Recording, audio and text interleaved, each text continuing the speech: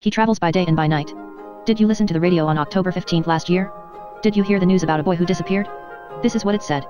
Police in Stockholm are searching for a 9-year-old boy missing from his home, at 13 North Street since 6 p.m. 2 days ago. Carl Anders Nilsson has light hair and blue eyes. At the time of his disappearance he was wearing brown shorts, a grey sweater, and a small red cap. Anyone with more information on his whereabouts should contact the police. Yes, so they said. But no one had information on Carl Anders Nilsson. He simply vanished. No one knows what happened to him. No one knows, except me. For I am Carl Anders Nilsson. I wish that I could get hold of Ben, and at least tell him everything. I used to play with Ben. He lives on North Street too. His real name is Benjamin, but everyone calls him Ben. And of course no one calls me Carl Anders, they just say Andy. I mean, they used to say Andy. Now that I've disappeared they don't say anything. It was only Aunt Hulda and Uncle Olaf who called me Carl Anders. Well, Uncle Olaf never actually called me anything. He never spoke to me. I was Aunt Hulda and Uncle Olaf's foster child. I went to live with them when I was a year old. Before that I lived in the children's home. Aunt Hulda found me there. She really wanted a girl, but there weren't any she could have. So she took me, though Uncle Olaf and Aunt Hulda don't like boys. At least not when they become 8 or 9 years old. They thought I made too much noise in the house, and that I brought in too much mud after I came back from playing in Tegner London Park, and that I left my clothes lying around, and that I talked and laughed too loudly. Aunt Hulda always said it was an unlucky day when I came to their house. Uncle Olaf said nothing. Well, sometimes he did say, "You there, go away. I can't stand the sight of you." I spent most of my time at Ben's. His papa talked to him all the time and helped him build model airplanes, and drew marks on the kitchen door to see how much Ben had grown, and things like that. Ben was allowed to laugh and talk and to leave his clothes lying around as much as he liked. And his papa still loved him. All the boys were welcome to play in Ben's house. No one was allowed to come home with me, because Aunt Hulda said she wouldn't have children running all around. Uncle Olaf agreed. "We've got as much as we can stand with one troublesome boy," he said. Sometimes when I went to bed in the evening, I used to wish that Ben's papa was my papa too. And I used to wonder who my real papa was, and why I couldn't live with him and my real mama instead of being in the children's home, or having to stay with Aunt Hulda and Uncle Olaf. Aunt Hulda told me that my mama had died when I was born. "No one knows who your father was," she said, "but it's easy enough to guess that he was a bum." I hated Aunt Hulda for what she said about my father. Maybe it was true that my mother died when I was born, but I knew that my father wasn't a bum. Sometimes I lay in bed crying for him. One person was kind to me, Mrs. Lundy in the fruit shop. She gave me fruit and candy, now and then. Now, afterwards, I wonder who Mrs. Lundy really was. Because it all started with her on that day in October last year. That day Aunt Hulda said several times that it was an ill wind which brought me to her house. In the evening, just before 6 o'clock, she told me to run down to the bakery on Queen's Road to buy some rolls that she liked. I put on my red cap and raced off. When I passed the fruit shop Mrs. Lundy was standing in the doorway. She touched my chin and looked at me intently for a while. Then she said, "Would you like an apple?" "Yes, thanks," I said. She gave me a beautiful red apple that looked awfully good. Then she said, "Will you put a card in the mailbox for me?" "Yes, I'll be happy to do that," I said. Then she wrote a few lines on a card and handed it to me. "Goodbye, Carl Anders Nilsson," said Mrs. Lundy. "Goodbye, goodbye, Carl Anders Nilsson." It sounded so peculiar. She never used to call me anything but Andy. I hurried to the mailbox a block away. Just as I was going to drop the card in, I noticed that it glistened and glowed like fire. Yes, the words that Mrs. Lundy had written glowed like fire. I couldn't help reading them. This is what the card said. "To the king. Pharaoh Wayland. The one you have long searched for is on his way. He travels by day and by night, and he carries in his hand the sign, a beautiful golden apple." I didn't understand a word of it, but it sent shivers up and down my spine. I quickly dropped the card in the mailbox. Who was traveling by day and by night? Who was carrying a golden apple in his hand? Then I caught sight of the apple that Mrs. Lundy had given me. And the apple was gold. It was gold. In my hand I had a lovely golden apple. Then I almost began to cry. Not really, but almost. I felt so alone. I went and sat on a bench in Tegner London Park. No one else was there. Everyone had gone home for dinner. It was almost dark among the trees and it rained a little. But in the houses around the park there were lights everywhere. I could see the light from Ben's window, too. He was sitting inside eating peas porridge and pancakes with his mama and papa. It seemed to me that behind every lighted window children were at home, together with their mamas and papas. Only I sat out here in the darkness. Alone. Alone, holding a golden apple that I didn't know what to do with. I put it carefully on the bench beside me, while I thought. There was a street light nearby, and the light from it fell on me and on the apple. But the light also fell on something else that was lying on the ground. It was an ordinary bottle, empty of course. Someone had stuffed a piece of wood into the neck of it, probably one of the little children who played in Tegner London Park in the afternoons. I picked up the bottle and read the label. Stockholm Breweries Ale, Pale Ale, it said. As I sat there and read it, I noticed something moving inside the bottle. I once borrowed a book called 1001 Nights from the library in our neighborhood. It was about a genie trapped in a bottle. But, of course, that was far away in Arabia and thousands of years ago, and I don't believe that genie was in an ordinary bottle. It's probably rare for genies to be in bottles from Stockholm breweries. But here was one, in any case. It was a genie, mark my words, sitting inside the bottle. But he wanted out. He pointed to the wooden peg that blocked the neck of the bottle and looked at me pleadingly. Of course, I wasn't used to genies, so I was almost too scared to pull out the wooden peg. But at last I did, and with a great surge the genie rushed out of the bottle and started to grow very big, so big at last, that he was taller than all the houses around Tegner London Park. That's what genies do, they can shrink so small that they have enough room to fit in a bottle, and in the next blink of an eye they can grow to become as large as a house. You can't imagine how frightened I was. I trembled from head to foot. Then the genie spoke to me. His voice was a great roar, and I thought at once that Aunt Hulda and Uncle Olaf would hear it. They always thought that I spoke too loud. Child, the genie said to me, you have released me from my prison. Tell me how I may reward you. But I didn't want a reward for pulling out a little wooden peg. The genie told me that he had come to Stockholm the night before and that he had crept into the bottle to sleep. Because bottles make the best sleeping places that genies know of. But when he slept someone had blocked the way out. And if I hadn't rescued him, maybe he would have stayed in the bottle for 1,000 years until the wooden peg had rotted away. That would not have pleased my lord the king, said the genie, almost to himself. Then I gathered my courage and asked, Genie, where do you come from? He was silent a moment. Then he said, I come from Farawayland. He said it so loudly that it rang and thundered in my head, and something in his voice made me long for that place. I felt as if I could not live if I didn't get to go there. I raised my arms up toward the genie and shouted, take me with you. Oh, take me to Farawayland. Someone is waiting for me there. The genie shook his head. But then I held the golden apple out toward him and the genie gave a loud cry. You carry the sign in your hand. You're the one that I've come to bring back. You're the one that the king has been searching for so long. He bent down and lifted me up in his arms. Around us were the sound of bells and the roar of thunder as we rose into the air. We left Tegner London Park far below us, the gloomy park and all the houses where there were lights in the windows and where the children were having dinner with their mamas and papas. Then I, Carl Anders Nilsson, soared up, under the stars. We were far above the clouds and we traveled faster than lightning and with a roar louder than thunder. Stars and moons and suns sparkled around us. Sometimes it was all as black as night, sometimes so dazzlingly bright and white that I had to shut my eyes. He travels by day and by night, I whispered to myself. That's what the card had said. Suddenly the genie stretched out his arm and pointed to something far away, something green that was lying in the clear blue water and in bright sunshine. There you see Farawayland, said the genie. We sank down toward the green island. It was an island swimming in the sea, and in the air was the scent of 1,000 roses and lilies and a strange music that was more beautiful than any other music in the world. Down by the shore stood a huge white palace, and we landed there. A man came striding along the water's edge. It was my father the king. I recognized him as soon as I saw him. I knew that he was my father. He opened his arms and I ran right into them. He held me close for a long time. We didn't say anything to each other. I just held my arms around his neck as tightly as I could. Oh, how I wished that Aunt Hulda could have seen my father the king, how handsome he was and how his clothes shimmered with gold and diamonds. His face was like the face of Ben's papa, but more handsome. It was a pity Aunt Hulda couldn't see him. Then she would have seen that my papa was not a bum. But Aunt Hulda was right when she said that my mama died when I was born, and the foolish people at the children's home never thought of telling my father the king where I was. He had searched for me for 9 long years. I'm so glad that I've come home at last. I've been here quite long now. Every day is full of fun. Every evening my father the king comes to my room and we build model airplanes and talk to each other. I'm growing and I'm fine here in Farawayland. My father the king marks the kitchen door each month, to see how much I've grown. Mio, my son, how much you've grown again, he says when we measure. Mio, my son, he says, and it sounds so warm and comforting. It turns out that my real name isn't Andy at all. I searched 9 long years for you, says my father the king. I used to lie awake at night saying to myself, Mio, my son. So I'd know your name well. That shows you. Calling me Andy was a mistake, like everything else when I lived on North Street. Now it's all been set right. I love my father the king, and he loves me. I wish Ben knew about all this. I think I'll write to him and put the letter in a bottle. Then I'll put a cork in the bottle and throw it in the blue sea that surrounds Farawayland. When Ben is with his mama and papa at their summer place in Vaxholm, maybe the bottle will come sailing along just when he's swimming. That would be good. I'd like Ben to know about all the remarkable things that have happened to me here. He could call the police too, and tell them that Carl Anders Nilsson, whose real name is Mio, is safe in Farawayland and all is fine, so fine with his father the king. In the Garden of Roses. I don't quite know how to explain it to Ben. What's happened to me isn't like anything that's happened to anyone else.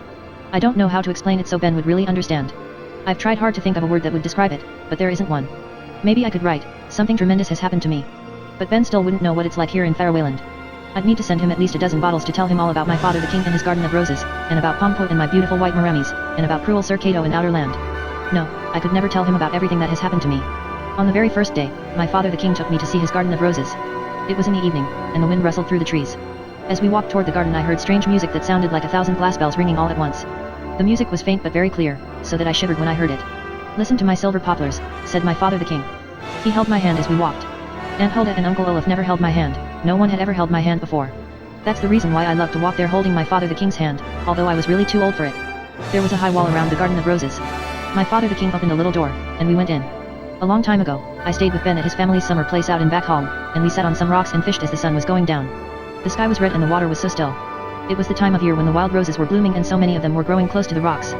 Far away, on the other side of the bay, a cuckoo called loudly. I thought to myself that this was the most beautiful sight in the world. Of course I didn't see the cuckoo because it was so far away, but its cries made everything else seem even prettier. I wasn't foolish enough to tell Ben, but I kept thinking the whole time, silently to myself, I'm sure this is the prettiest place in the world. But back then I hadn't seen my father the king's Garden of Roses. I hadn't seen his roses, all of his beautiful, beautiful roses that flowed as if from a stream, or the white lilies swaying in the breeze. I hadn't seen the poplars with the silvery leaves, so tall that stars were twinkling in the treetops when evening came. I hadn't seen the white birds that flew through the garden of roses. I hadn't ever heard anything like their songs or the music of the silver poplars. No one could have ever heard or seen anything as beautiful as what I heard and saw in my father the king's garden of roses. I stood still and held my father the king's hand. I wanted him there because it was too pretty to look at all alone. My father the king touched my chin and said, "Mio, my son, what do you think of my garden of roses?" I couldn't answer. I felt so strange, almost as if I was going to cry, and yet I wasn't sad. I felt quite the contrary. I meant to tell my father the king that he shouldn't think that I was sad. But before I told him anything he spoke. "It's good that you are happy. Keep on feeling that way, Mio, my son." Then he went to have a talk with his master rose gardener, who was waiting for him. I ran off by myself to explore. It was all so wonderful I felt giddy, as if I were full of lemonade. My legs just wouldn't keep still, and my arms felt very strong. I wished Ben were there so that we could have a fight, only for fun of course. Yes, I wished Ben were there. Because I wanted someone my own age to share all of this with. But poor Ben would be in Tegner London Park right now, and it would be raining and windy as usual, and dark and dreary as well. By now he'd be sure to know that I had disappeared and he'd be wondering where I had gone and whether he would ever see me again. Poor Ben. We had so much fun together, Ben and I began to miss Ben as I was walking in my father the king's garden of roses. He was the only old thing I missed from my past. There really wasn't anyone else I missed. Well, maybe Mrs. Lundy because she had always been so kind to me. But most of all I thought about Ben. I walked quietly for a while along a little winding path in the garden of roses and I felt like there wasn't any lemonade left in me, and I was a little sad and hung my head. Then suddenly I looked up. In front of me on the path was... Well, at first I thought it was Ben. But it wasn't him. It was Pompu. Of course, I didn't know he was Pompu. I saw a boy, and he had exactly the same dark brown hair as Ben and exactly the same brown eyes. "Who are you?" I asked. "I'm Pompu," he said. Then I saw that he was only a little bit like Ben. He looked more earnest and kind than Ben. Ben is nice too of course, like me, sometimes nice, and sometimes not. We would fight and be angry with each other, but it didn't last long, and we were friends again soon. I can't imagine anyone fighting with Pompu, though. He was too nice for that. "Do you want to know my name?" I said. "I'm Andy." "No, that's not true, my name is Mio." "I already knew your name was Mio," said Pompu.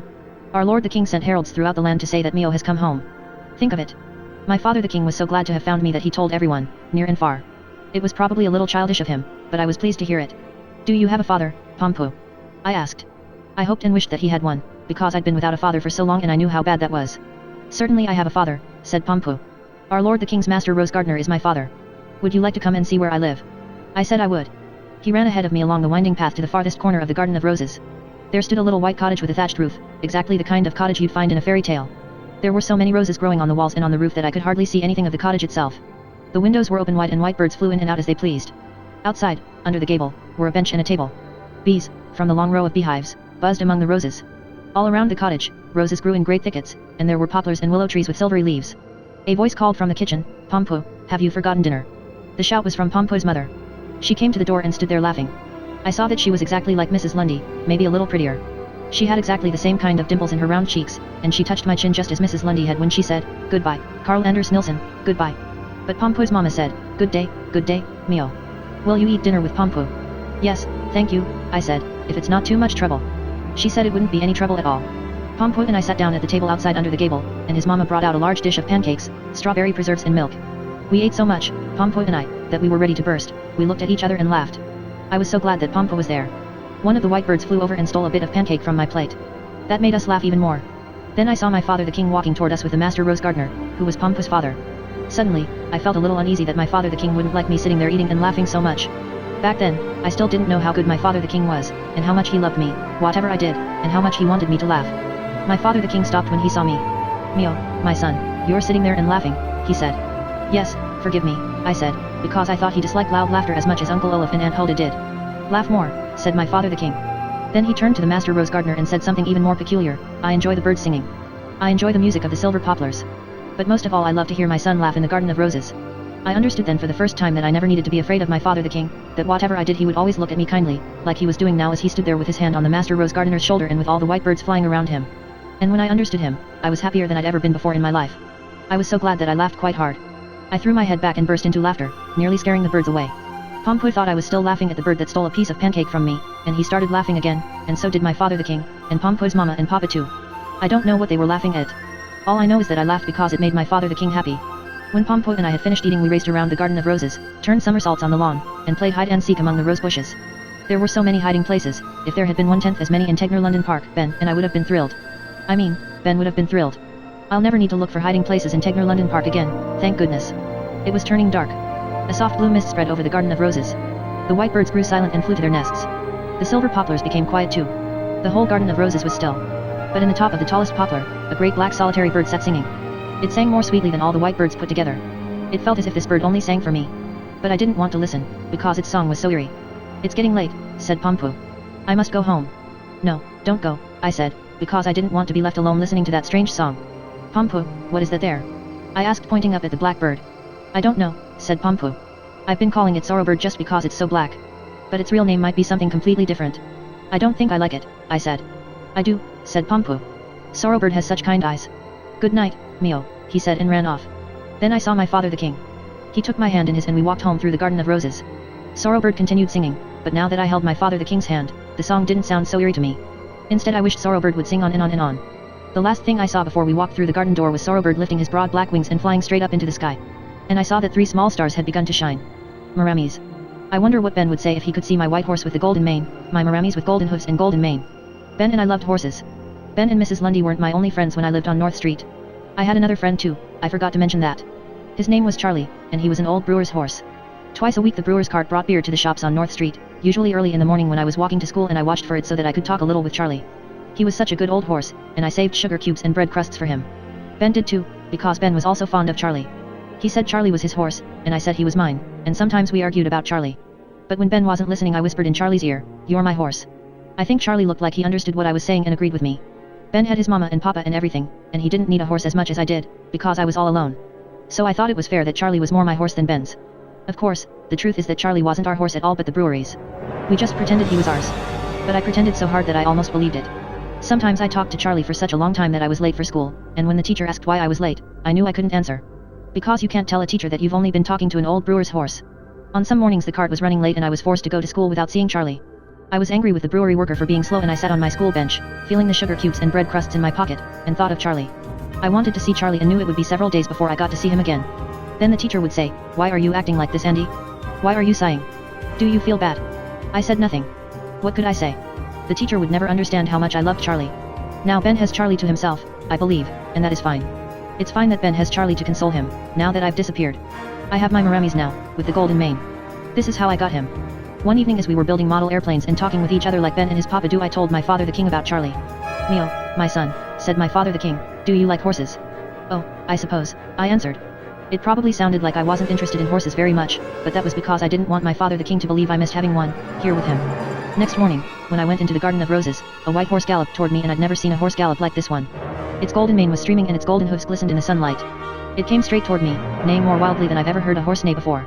I almost became scared and pressed against my father the king. But my father the king took hold of the golden mane in his strong hands and the horse stood perfectly still and stuck his soft nose down into my pocket to see if there were any sugar cubes. Exactly as Charlie used to do. And I really did have sugar cubes. I had filled my pocket out of habit and the horse ate them all up. "Mio, my son," said my father the king, "this is your horse, and his name is Meramis." Oh, my Meramis, I loved him from the first moment. I thought he was the most beautiful horse in the world and not a bit like poor Charlie, who was so old and tired. At least I didn't see any likeness at first, not before Meramis raised his beautiful head and looked at me. Then I saw that he had the same eyes as Charlie. Such faithful, faithful eyes as horses have. I'd never ridden at all in my life. But now my father the king lifted me up on Meramis. "I don't know if I dare," I said. "Mio, my son," said my father the king. "Don't you have a fearless heart?" Then I grasped the reins and rode through the garden of roses. I rode under the poplars, and they dropped silvery leaves in my hair. I rode faster and faster and faster and Meramis jumped over the tallest rose bushes easily and gracefully. Only once did he brush a hedge, scattering a shower of rose petals. Then Pompo came and saw me riding. He clapped his hands and shouted, "Mio is riding on Meramis. Mio is riding on Meramis." Pulling on the reins I stopped Meramis, and asked Pompo if he'd like to ride, and of course he wanted to. Quickly he climbed up behind me and we rode into the green meadows outside the garden of roses.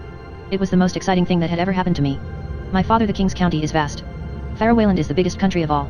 It stretches north and south, and east and west. The island where my father the king has his palace is Greenfields Island. But it is only a small part of Fairwayland. Only a little piece. The land on the other side of the water and beyond the mountains also belongs to our lord the king, said Pompo as we rode through the green meadows beyond the garden of roses. I was thinking of Ben while we rode swiftly through the sunshine. Poor Ben, think of him standing in the drizzling rain and darkness there on North Street while I rode around and was so happy on Greenfields Island. It was so pretty. The grass was soft and green, flowers lay everywhere, clear streams flowed down the hills and little woolly white lambs grazed in the grass. We met a shepherd boy playing on a small wooden flute. He played a strange melody which I thought I'd heard before, but I was certain that I hadn't heard it on North Street. We stopped and talked to the shepherd boy. His name was Nano, and I asked if I could borrow his flute for a little while. He said I could, and he taught me to play the melody. "I can make flutes for both of you, if you'd like," said Nano. We said we'd definitely like to have flutes. A stream flowed nearby, and the branches of a willow tree were leaning over the water.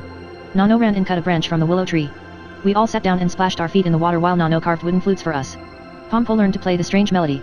Nano told us that it was an old melody which had existed in the world before all the other melodies, and that shepherds had played it out in their pastures for thousands and thousands of years since then. We thanked him for making flutes for us and for teaching us the old melody. Then we climbed up on Maramis again and rode away.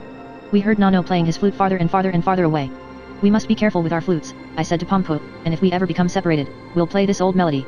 Pompo held his arms tightly around me with his head leaning against my back, so he wouldn't fall off the horse. Yes, Mio, he said, we must be careful with our flutes, and if you hear my flute playing you'll know that I'm calling you. Yes, I said, and if you hear me playing, you'll know that I'm calling you. Yes, said Pompo, and I knew he was my best friend. Except for my father the king, of course. I loved my father the king more than anyone in the world. But Pompo was a boy like myself, and now he was my best friend since I couldn't see Ben anymore. Just think, I had my father the king and Pompo and Maramis, and I was riding over green hills and meadows as fast as the wind. It wasn't strange that I was so happy. How do you get to the land on the other side of the water and beyond the mountains? I asked. Over the Bridge of Morning Light, said Pompo. Where is the Bridge of Morning Light? I said. We'll see it soon, said Pompo. And we did. It was a bridge so high and so long that I couldn't see the end of it. It glittered in the morning sun and seemed to be made of golden rays. It's the longest bridge in the world, said Pompo. And it goes between Greenfields Island and the land on the other side of the water. But at night our Lord the King draws it up, so that we can sleep calmly on Greenfields Island. Why? I asked. Who would come at night? Sir Cato, said Pompo. The moment he said it I felt an icy wind, and Maramis began trembling. It was the first time that I'd heard Sir Cato's name. Sir Cato, I said to myself, and the sound of it made me shiver. Yes, the cruel Sir Cato, said Pompo. Maramis neighed loudly, almost a scream, so we stopped talking about Sir Cato. I wanted to ride over the Bridge of Morning Light, but first I needed to ask my father the king's permission, so we turned back to the Garden of Roses and didn't ride any more that day. Instead, we groomed Maramis and combed his golden mane and we petted him and fed him sugar cubes and bread crusts that we got from Pompo's mama. Later we built a hut in the Garden of Roses, Pompo and I, and we sat in it and ate our food. We ate thin pancakes with sugar on them. They were the best I'd ever had. Ben's mama used to make pancakes, and I got to taste them sometimes. But the ones that Pompo's mama made were even better. It was such fun building our hut. It's something I've always wanted to do. Ben often told me about the huts he used to build at their summer place out in Vackholm. I really wish that I could write to him and tell him about our hut, Pompus and mine. See what a fine hut I've built. I'd write. See what a fine hut I've built here in Faroeland. Do stars care if you play to them? The next day we rode back to Nano. At first we couldn't find him, but soon we heard the sound of his flute behind a little hill. He sat there playing to himself while the sheep grazed around. When he caught sight of us he took his flute from his mouth and laughed and said, "You've come again." He seemed glad that we had come back. We took out our flutes and played, all three of us. The songs were so pretty, I didn't understand how we could play such lovely melodies. It's a shame there's no one to hear how fine we play, I said. The grass hears us, said Nano. And the flowers and wind. The trees hear how we play, the willow trees that lean over the stream. Do they? I said. Do they like it? Yes, they love it, said Nano. We played a long time for the grass and flowers and wind and trees. But I still thought it was a shame there weren't any people to hear us. Then Nano said, "We can go home and play for my grandmother if you want to." My grandmother that I live with. Does she live far from here? I asked. Yes, but the way will seem short, if we play as we walk, said Nano. Yes, the way won't be long, if we play as we walk, said Pompo. He wanted to walk home to see Nano's grandmother as much as I did. In fairy tales there are always kind old grandmothers. But I'd never met a real grandmother, though I know there are many. That's why I thought it would be so fun to go and meet Nano's grandmother. We had to take all Nano's lambs and sheep with us. And Maramis. We were a whole caravan. First went Pompo and Nano and I, then came the sheep and lambs and at the end rambled Maramis. Practically as slow as Charlie. We walked over hills and played as we went along. The lambs probably wondered where we were taking them. But I think they enjoyed it, because they bleated and skipped around us the whole time. When we had walked for many hours and over many hills, we came to Nano's house. It was the kind of house in fairy tales, too, a funny little cottage with a thatched roof and lots of lilacs and jasmine outside. Be quiet now, so we can surprise grandmother, said Nano. A window stood open and we could hear someone bustling about inside. We lined up by the window, Nano and Pompo and I. Let's start, said Nano. 1, 2, 3. And we did. We played such a merry tune that the lambs skipped and danced when they heard it. An old woman came to the window. She looked very kind. She was Nano's grandmother and she clapped her hands and said, "Oh, what beautiful music." We played to her for a long time and she remained by the window listening until we were done. She was very old and looked like a character out of a fairy tale, though she was a real grandmother. After that we went into the cottage. Nano's grandmother asked us if we were hungry, and we were. So she brought out a loaf of bread and cut thick slices from it which she gave us. It was crisp brown bread, and it was the best bread I've ever eaten in my life. "Oh, it tastes good," I said to Nano. "What kind of bread is it?" "I don't think it's any special kind of bread," said Nano. "We call it the bread that satisfies hunger." Maramis wanted to eat with us, too. He came and stuck his head through the open window and neighed a little. We laughed at him because he looked so funny. But Nano's grandmother stroked his nose and gave him some of the good bread too. After that I was thirsty and when I told Nano, he said, "Follow me." He took us into the garden, and there was a clear well. Nano lowered a wooden pail down into the well and brought up some water and we drank out of the wooden pail. It was the coolest and best water I've ever tasted in my life. Oh, that's very good, I said to Nano. What kind of well is it? It's not any special kind of well, said Nano. We call it the well that quenches thirst. Maramis was thirsty, and the lambs and sheep too, so we gave them water to drink. Soon it was time for Nano to walk back to the pastures among the hills, with his sheep. He asked his grandmother for the cloak he would use to wrap up in while sleeping out in the pastures at night, watching over his sheep. She brought out a brown cloak and gave it to him. I thought Nano was very lucky to be able to sleep in the pastures. It was something I'd never done before. Sometimes Ben and his mama and papa used to ride their bikes out to a campground. They would pitch their tent on a pleasant wooded hillside and sleep in their sleeping bags at night. Ben always said it was the best time, and I believe it. I wish I could sleep outside all night, I said to Nano. You can, said Nano. Follow me. No, I said. My father the king would be worried if I didn't come home. I can take a message to our Lord King that you will be sleeping out in the pastures tonight, said Nano's grandmother. And to my father, too, said Pompu. To the master rose gardener, too, agreed Nano's grandmother. Pompu and I were so thrilled that we skipped and jumped even more than the lambs. But Nano's grandmother looked at our short white jerseys, which were all we had to wear, and she said, when the dew begins to fall you'll be cold. She suddenly looked very sad. I have 2 more cloaks, she said in a quiet little voice. She went over to an old chest which was standing in a corner of the cottage and took out 2 cloaks, a red one and a blue. My brother's cloaks, said Nano, looking so sad, too. Where are your brothers? I asked. Sir Cato, whispered Nano. The cruel Sir Cato seized them. When he said this, Maramis neighed outside as if someone had whipped him. All the lambs ran anxiously to their mothers, and all the sheep bleated as if their last hour had come. Nano's grandmother gave me the red cloak and Pompu the blue, and she gave Nano a loaf of the bread that satisfies hunger and a pitcher of water from the well that quenches thirst. And so we walked back over the hills the same way we had come.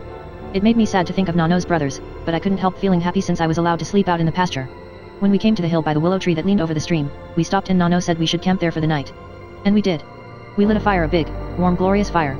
We sat around it and ate the bread that satisfies hunger and drank the water from the well that quenches thirst.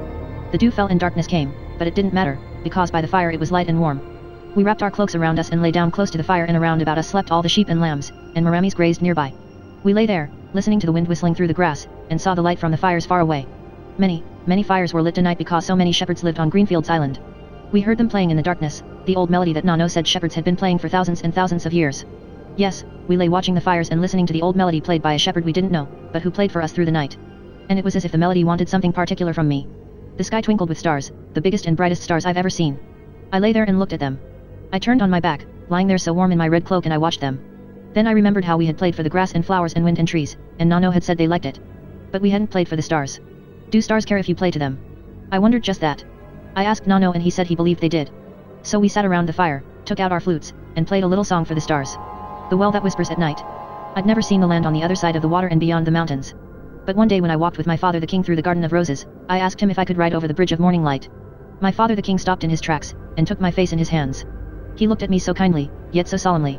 Mio, my son, he said. You may travel wherever you like in my country.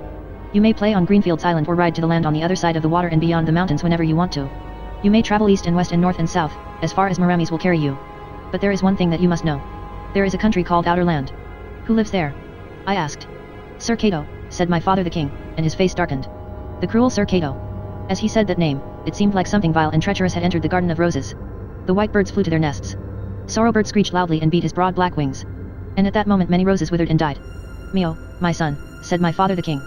You're dearer to me than anything, and my heart grows heavy when I think of Sir Cato. The wind rushed through the silver poplars as if a storm had passed through them. Countless leaves dropped to the ground, and they seemed to cry as they fell. I felt scared of Sir Cato. So scared, so scared. If your heart grows heavy, you must not think of him anymore, I said. My father the king nodded and took my hand. You're right, he said. For a little while I'll forget Sir Cato. For a little while you can play the flute and build huts in the Garden of Roses. Then we went to find Pompu. My father the king had much to attend to in his great country, but he always had time for me. He never said, go away, I don't have time now. He liked being with me. Every morning he walked with me in the Garden of Roses. He showed me where the birds were nesting, and looked at our hut, and taught me the right way to ride on Maramis, and talked with me and Pompu about everything. That's just what I liked so much about him, that he talked with Pompu too. Exactly as Ben's papa used to do with me. I enjoyed it, when Ben's papa talked to me, and Ben always looked so pleased then, as if he were thinking, he's my father but I like him talking to you, too. And that's just how I felt, when my father the king talked with Pompu. It was probably a good thing that Pompu and I went out for long rides, because how else could my father the king govern his vast county? If we hadn't been away, sometimes for whole days on end, then my father the king would have kept on playing and talking with me instead of looking after his country. So it was probably a good thing that I had Pompu, and Maramis, too. Oh, my Maramis, what rides I took on his back. My Maramis, who carried me over the bridge of morning light for the first time, I'll never forget it. It was early in the morning when the guards lowered the bridge for the day. The soft grass was wet with dew, which soaked Marami's golden hooves, but it didn't matter. We were a little sleepy, Pompo and I, because we had gotten up so early. But the air was cool and fresh and felt so pleasant against our faces. As we rode across the meadows we became wide awake. We reached the bridge of morning light just as the sun was coming up. We rode out on the bridge, and we felt like we were riding on golden rays of light. The bridge went high, high up over the water. Looking down made me feel dizzy. We were riding on the tallest and longest bridge in the world. Marami's golden mane glistened in the sun. Faster, faster, faster he ran. Higher and higher and higher up we moved along the bridge. Marami's hooves thundered. It was glorious, and soon I would see the land on the other side of the water. Soon, soon. Pompo, I shouted, Pompo, aren't you glad? Isn't this glorious? Then I saw what was going to happen. Something terrible was going to happen. Marami's was galloping straight toward an abyss. The bridge ended. It ended in midair because the guards hadn't lowered it properly. The bridge didn't reach the land on the other side of the water. There was a horrible gap where the bridge should have been, an awful depth. I've never been so scared before. I wanted to scream to Pompo, but I couldn't. I pulled on Marami's reins to stop him, but he didn't obey me. He neighed wildly and galloped on with thundering hoofs to certain death, straight toward the abyss. I was so scared. Soon we would plunge down into the abyss. Soon I would no longer hear the sound of Marami's hooves, but only his cries as he tumbled down into the depths with his golden mane streaming around him. I shut my eyes and thought of my father the king, while Marami's hoofs thundered on. Suddenly the thundering stopped. I could still hear the sound of hooves, but it was a different sound, a thudding like Marami's was galloping on something soft. I opened my eyes and looked, then I saw that Marami's was galloping on air.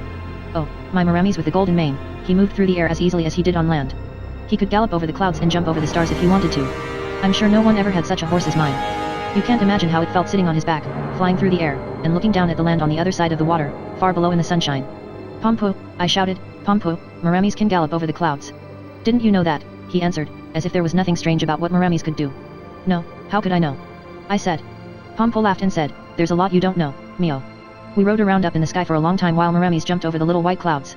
It was incredibly exciting and enjoyable, but at last we wanted to land. Marami's descended slowly to the ground and stopped. We had arrived at the land on the other side of the water.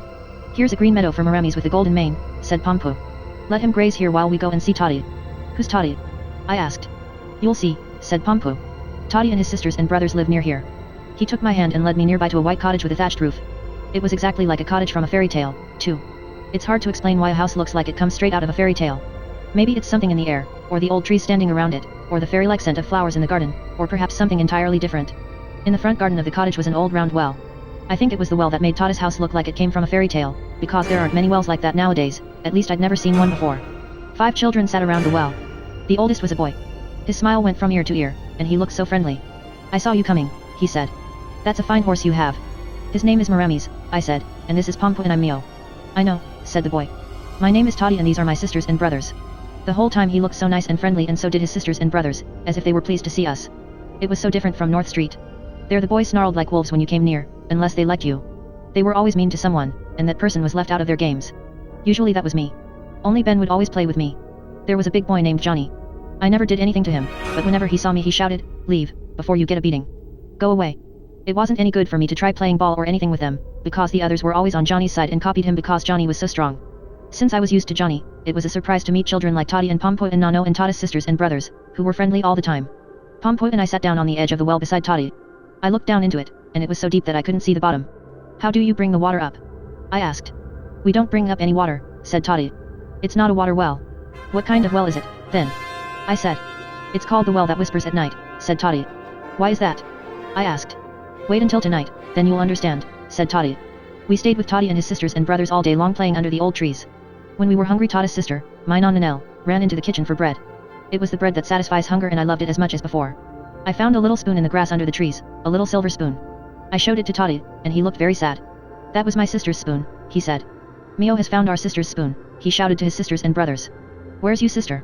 I asked. Sir Cato, said Toddy. The cruel Sir Cato seized her. When he said that name the air all around us turned as cold as ice. A tall sunflower in the garden withered and died, and the butterflies lost their wings so that they could never fly again.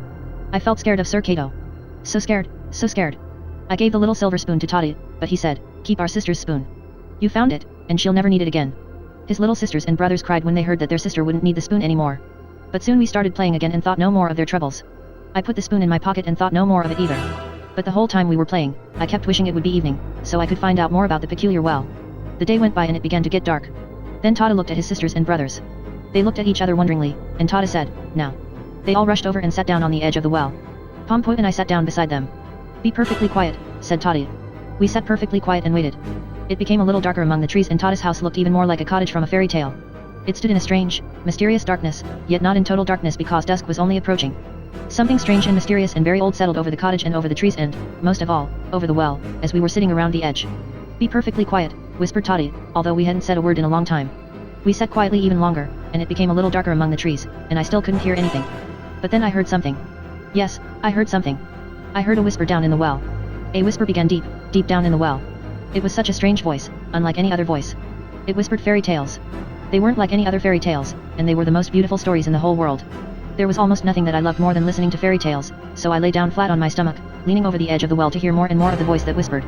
Sometimes it sang too, the strangest and most beautiful songs. What strange kind of well is this? I said to Toddy. A well full of fairy tales and songs. That's all I know, said Toddy.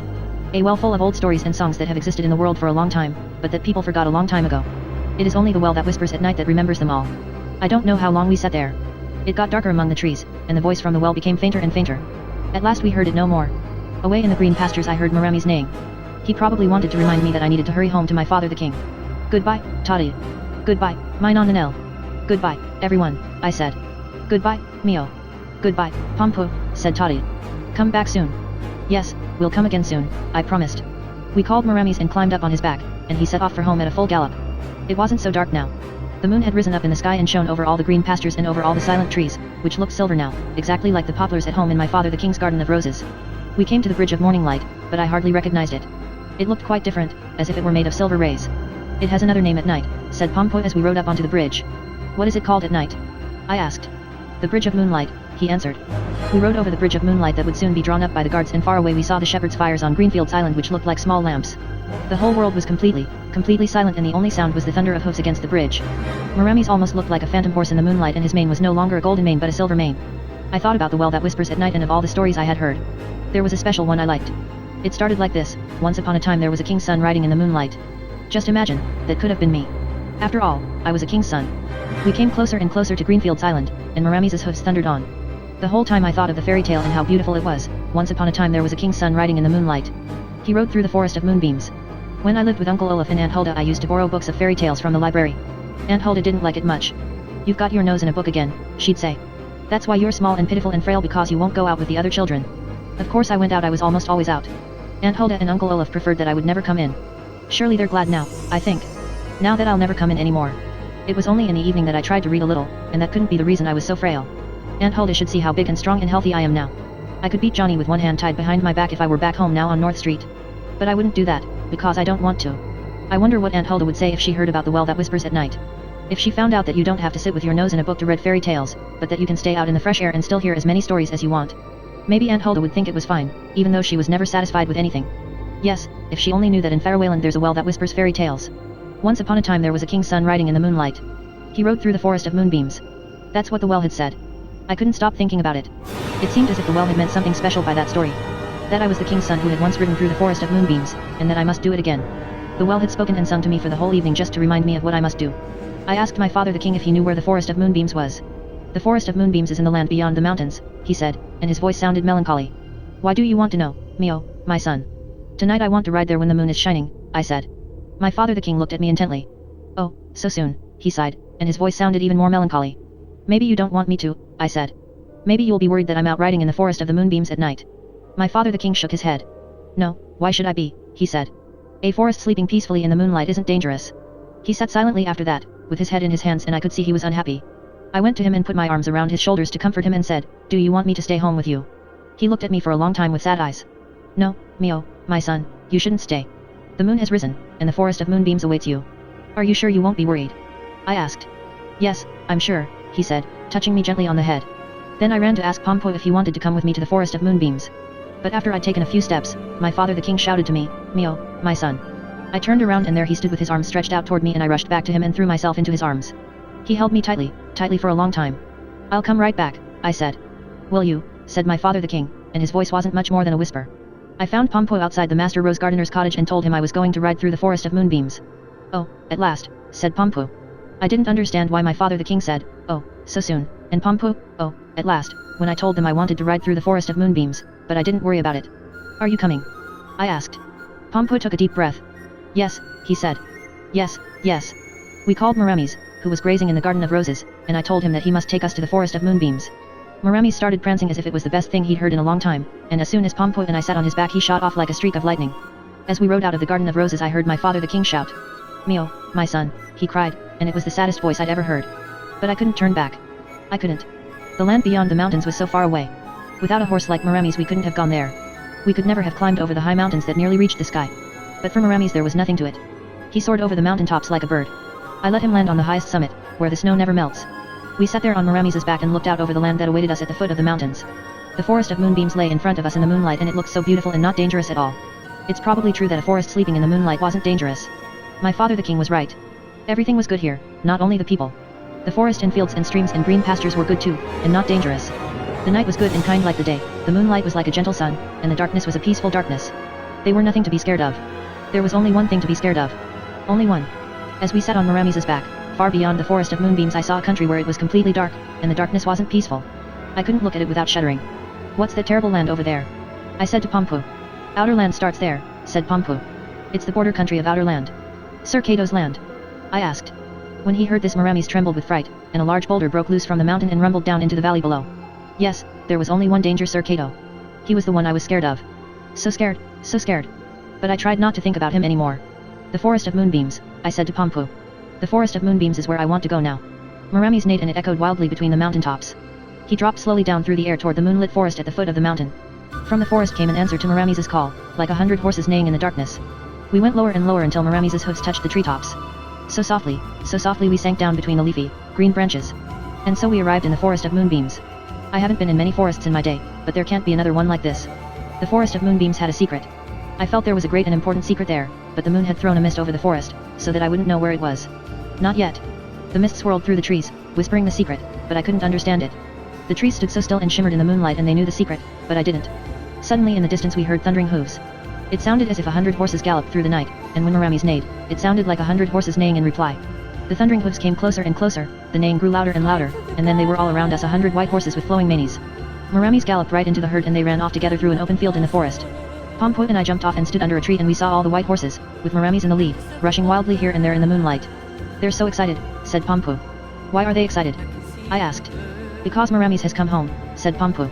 "Didn't you know that Maramis used to live in the forest of moonbeams?" "No, I didn't know that," I said. "There's a lot you don't know, Mio," said Pompo. "How did I come to have Maramis?" I asked. "Our lord the king sent a message that one of his white colts should come to Greenfields Island to be your horse." I watched Maramis galloping in the moonlight and was very happy and then I became concerned. "Pompo, do you think Maramis is sad staying with me?" I asked. "Maybe he's homesick for the forest of moonbeams." When I said that, Maramis came running up to me. He placed his head on my shoulder and stood still for a while, neighing softly. "There you see, he loves being with you," said Pompo. I was so glad. I petted Maramis and gave him a lump of sugar. His nose felt so very soft against my hand when he took it. We rode farther through the forest, and the 100 white horses followed us.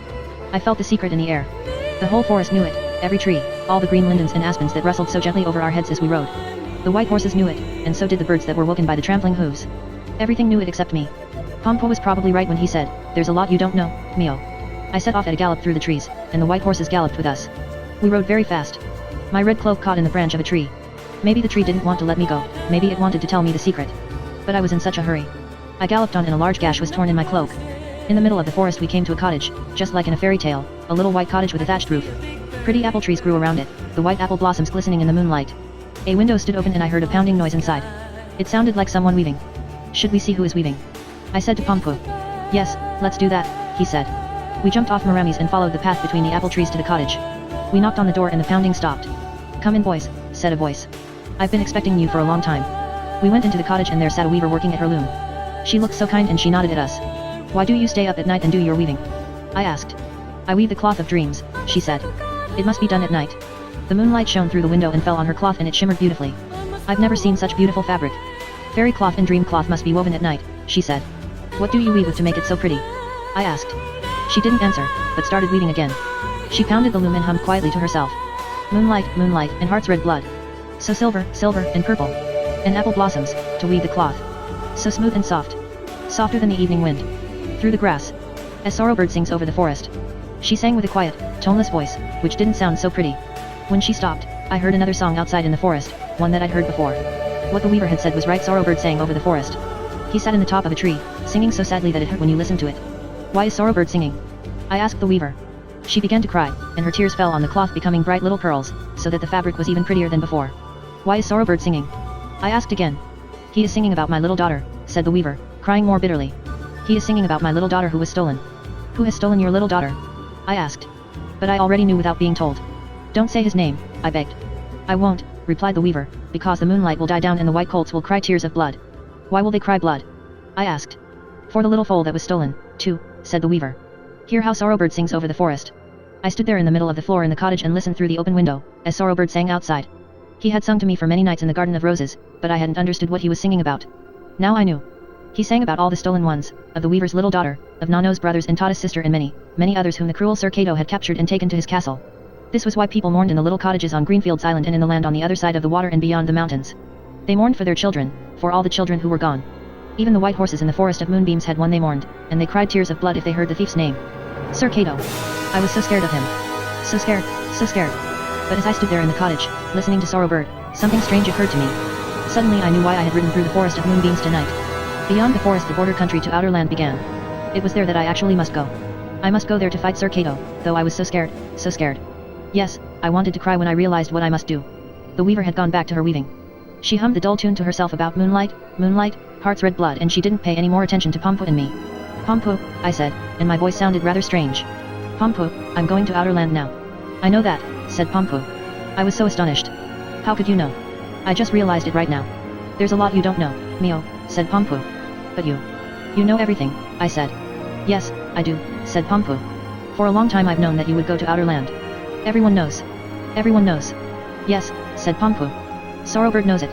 The weaver knows it. The 100 white horses know it. The entire forest of moonbeams knows it, the trees whisper it, and the grass and the apple blossoms outside, they all know it. Do they? I said. All the shepherds on Greenfields Island know it and play of it on their flutes at night. Nano knows it. His grandmother and Toddy and his sisters and brothers know it. The well that whispers at night knows it. I tell you, they all know it. And my father the king. I whispered. Your father the king has always known it, said Pompo. Does he want me to go? I asked, and I couldn't help the little quaver in my voice. Yes, he wants it, said Pompo. He mourns, but he wants you to go. Yes, but I'm so scared, I said, and I began to cry. Now, for the first time, I realized just how scared I was. I took Pompo's arm. Pompo, I can't, I said. Why does my father the king want me to do it? A boy of royal blood is the only person who can, said Pompo. Only a boy of royal blood can do it. But what if I die? I said, gripping Pompo's arm. He didn't answer. Does my father the king want me to go, no matter what happens? The weaver had finished weaving and the cottage was silent. Sorrowbird was silent. The trees didn't rustle their leaves. Not a sound was heard. Silence was everywhere. Pompo nodded. Yes, he said, faintly so that I scarcely heard it. Your father the king wants you to go, no matter what happens. I was heartbroken. I can't, I cried. I can't. I can't. Pompo said nothing. He only looked at me without saying a word. But Sorrowbird began singing again, a song that almost stopped my heart from beating. He is singing about my little daughter, said the weaver, and her tears fell over the cloth and turned into pearls. I clenched my hands. Pompo, I said, I'm going at once. I'm going to outer land. A sigh passed through the forest of moonbeams, and from Sorrowbird came a song that had never been heard in any forest in the world. I know that, said Pompo. Goodbye, Pompo, I said as I nearly began to cry. Goodbye, dear Pompo. He looked at me, and his eyes were so kind and just like Ben's. Then he smiled a little. I'm coming with you, he said. Pompo was my friend, he was a true friend. I was so glad, when he said that he wanted to come with me. But I didn't want him to run into danger. No, Pompo, I said. You can't come with me now, where I'm going. I am coming, said Pompo. A boy of royal blood riding on a white horse with golden mane, and accompanied by his best friend, it's been foretold. You can't change what has been foretold for thousands and thousands of years. For thousands and thousands of years, repeated the weaver. I remember the wind singing of it the night I planted my apple trees, and much time has passed. Thousands and thousands of years. She nodded her head. Come, Mio, I'll fix your cloak, she said. She cut the cloth from her loom and took a piece of it and fixed the tear in my cloak, which happened when I had been riding through the forest. Yes, she lined my cloak too, with the shimmering cloth, and it hung lightly, soft and warm, over my shoulders. I give my finest cloth to the one who will save my little daughter, said the weaver. And you shall have bread, the bread that satisfies hunger. Eat it sparingly, for you will travel on the path of hunger. She gave me the bread and I thanked her. Then I turned to Pompo. Are we ready, Pompo? Yes, we're ready, said Pompo. We went out through the door. We followed the path between the apple trees. We mounted our horse. Then Sorrowbird spread his black wings and flew up toward the mountains. The 100 white horses stood still, watching us, as we rode away through the trees. They didn't follow us. The apple blossoms glittered like snow in the moonlight. They glittered like snow. Maybe I would never see such pretty white apple blossoms again. The bewitched birds. Maybe I never will see apple blossoms and rustling green trees and soft grass again. Because now we were traveling to a country where there were no flowers, and no trees or grass could grow. We rode through the night. We rode and rode. Soon the friendly forest of moonbeams was gone, we had left it behind. And in front of us was darkness. The moonlight faded, the ground was rocky and hard, barren walls of rock rose on every side. They pressed in closer and closer on us. At last we rode along a dark narrow path, deep down between two tall black mountains. If only it weren't so dark, said Pampu. If only the mountains weren't so dark and we weren't so small and all alone. The path twisted and curved, and danger seemed to lurk at every turn. Maramis felt it too. His whole body trembled and he wanted to turn back. But I held the reins firmly and forced him on. The path narrowed. The dark mountains rose higher. The darkness thickened. At last we came to something that looked like a door, a narrow opening between the rocks. Behind it was a darkness blacker than any other darkness in the world. Outer land, whispered Pampu. It's the entrance to outer land. Maramis reared wildly. He rose up on his hind legs and neighed so that I couldn't stand to hear it. It sounded terrible, and it was the only sound we could hear, because the darkness beyond the door was silent. It was silent and it seemed to watch us. It was just waiting for us to cross the border. I knew that I must go into the darkness. And yet I wasn't scared anymore.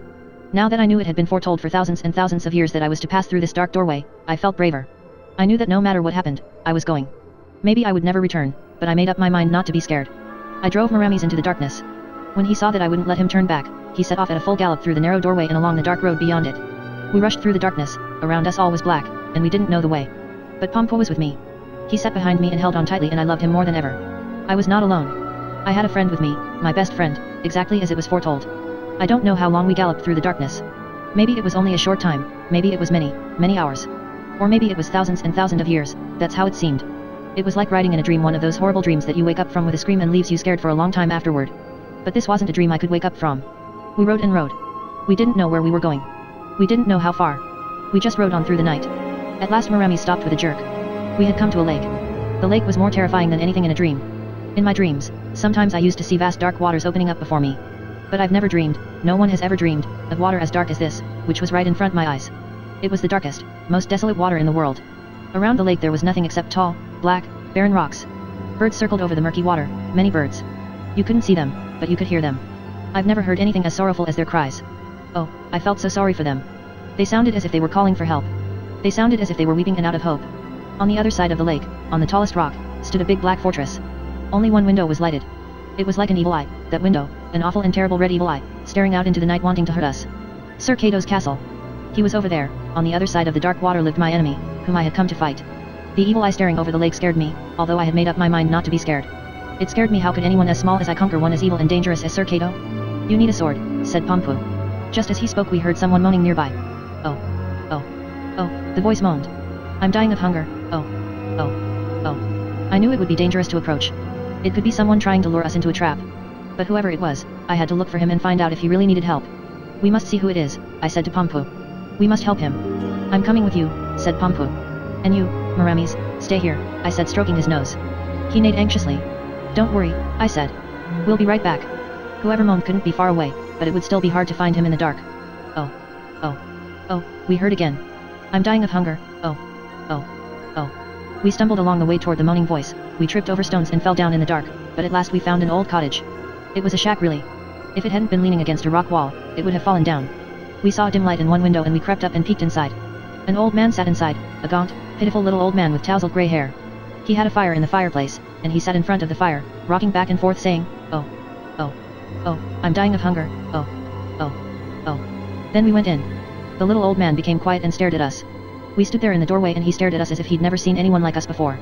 He held up his scrawny old hands as if he was scared. Don't hurt me, he whispered. Don't hurt me. I said that we hadn't come to hurt him. We heard you say you were hungry, I said. We've come to give you bread. I took out the bread, that I got from the weaver, and passed it to the old man. He stared at me just as before. I held the bread even closer to him, but he still looked scared, awfully scared, as if he thought that I was luring him into a trap. Take the bread, I said. Don't be scared. Then he cautiously stretched out his hand and took it. He took it in his hands and felt it. Then he put it up to his nose and smelled it. And then he began to cry. It's bread, he whispered. It's bread that satisfies hunger. And so he ate. Never have I seen anyone eat like that. He ate and cried while he ate. When he finished, he picked up every little crumb that had fallen on his clothes. He searched and searched until there was nothing left to find, then he stared at us again and said, Where did you come from? Where did you get bread like this? Think of all my days of hunger, tell me where you got it. We come from Faroe. That's where the bread came from, I said. Why have you come here? Whispered the old man. To fight Sir Cato, I said. The moment I said this, the old man shrieked and fell off his stool.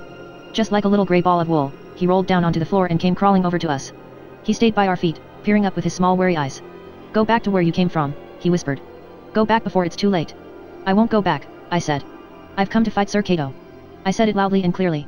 I said Sir Cato's name as sharply and clearly as I could, and the old man stared at me as if he believed I would fall down dead right in front of him. Oh. Oh. Oh, he moaned. Be quiet. Be quiet and go back to where you came from. Go, before it's too late, I say. I will not go back, I said. I have come to fight Sir Cato. SHHH, whispered the old man, and he looked completely frightened out of his wits. I said be quiet. The spies may hear you. Maybe they're lurking outside right now. He crawled to the door and listened anxiously. I don't hear anyone there, he said. But they could still be there. They could be here, they could be there, or everywhere. Spies everywhere. Sir Cato's spies. I asked. Be quiet, boy, whispered the old man. Are you so willing to lose your young life? Can't you keep quiet? He sat down on the stool and nodded to himself. Yes, he said, so quietly that you could hardly hear him. His spies are everywhere, morning, noon and night. Always everywhere. He stretched out his hand and took my arm. Because of all my days of hunger, he whispered, I don't trust anyone. You go into a house. You think you're among friends. But you're among enemies. They betray you. They hand you over to the one who lives on the other side of the lake. Trust no one. Don't trust me. How do you know that I won't set the spies on you the moment you're out the door? I don't believe you'll do that, I said. No one can be certain, whispered the old man. You can never be sure. He sat quietly for a moment and thought. No, I won't set the spies on you, he said. There are still a few people in this land who aren't traitors. And there are still some who forge weapons. We need a weapon, said Pompu. Mio needs a sword. The old man didn't answer. He went to the window and opened it. And from across the lake you could hear the birds' sad cries. It sounded as if they wept out there, in the dark night. Listen, the old man said to me. Do you hear how they wail? Do you want to be one who flies wailing over the lake, too? What kind of birds are they? I asked. They are the bewitched birds, whispered the old man. You know well enough who bewitched them. You know well enough who captured them. And now you know what happens to those who try to fight thieves. I was so sad when I heard what he said. The birds, they were Nano's brothers and Tata's sister and the weaver's little daughter and all the others that Sir Cato had captured and bewitched. Oh, I would fight him, I would indeed. Mio needs a sword, said Pompu. No one can fight without a sword. You said there are some who forge weapons, I reminded the old man. He stared at me, almost angrily. You're not afraid of losing your young life, he said. Where are those who forge weapons? I asked again. Be quiet, said the old man, and he hastily shut the window. Be quiet, the spies may hear you. He crept over to the door and put his ear next to it and listened. I don't hear anyone there, he said. But they could be there anyway. Spies everywhere. He leaned toward me and whispered in my ear, you must go to the swordsmith and tell him Ino sent you. You must say that you need a sword which can cut through stone. You must say that you are a knight from Farawayland. He looked at me for a long time. For I believe that's what you are, he said. Aren't you? Yes, Pompo answered for me. He's a knight and a prince. Prince Mio from Farawayland. And he must have a sword. Where can I find the swordsmith? I asked. In the deepest cave in the blackest mountain, said the old man. Go through the dead forest. Go now. He went to the window and opened it again. And from out over the lake, I once more heard the birds wailing in the night. Go now, Prince Mio, said the old man. I will sit here and wish that all goes well with you. But perhaps I'll hear a new bird tomorrow night, flying over the lake and wailing. In the dead forest. Just as we closed Ino's door behind us, I heard Marami's neigh. He neighed so loudly and desperately. He seemed to be calling, Mio, come and help me. My heart almost stopped, I was so scared. Pompu, what are they doing with Marami's? I screamed. Can you hear? What are they doing with Marami's? Quiet, said Pompu. They've caught him. The spies. How did the spies find Marami's? I screamed, not caring if anyone heard me. You must be quiet, whispered Pompu. Or else they'll catch us, too. But I didn't listen to what he said. Marami's, my own horse. It was my own horse they were taking away from me. And he was the kindest and most beautiful horse in the world. I heard him neigh again and thought it was exactly as if he cried, Mio, can't you help me? Come, said Pompu, we must see what they're doing with him. We climbed over the rocks in the darkness. We scrambled and climbed. I cut my fingers on the sharp edges, but I didn't feel it. I was worried for Marami's sake. He stood high on a rock and he shone white in the darkness. My Marami's, the brightest and most beautiful horse in the world. He neighed wildly and reared, trying to break loose. But 5 black spies stood around him, and 2 of them were hanging onto his bridle. Poor Marami's was so scared, and it wasn't surprising. Because the black spies were so horrible and they talked to each other with their horrible raspy voices. Pompo and I crept as close as we could and hid behind some rocks and heard what the spies were saying. The best thing is to take him back over the dead lake in the black boat, said one of them. Yes, straight across the dead lake to Sir Cato, said another. I wanted to shout at them to leave my horse alone, but I didn't. Who would fight Sir Cato if I was captured by the spies? Oh, why must I be the one who would fight Sir Cato? I regretted it terribly, as I hid behind the rocks. Why hadn't I stayed at home with my father the king, where no one could take my horse from me? I heard the bewitched birds wailing out over the lake, but I didn't care about them. I didn't care about them at all.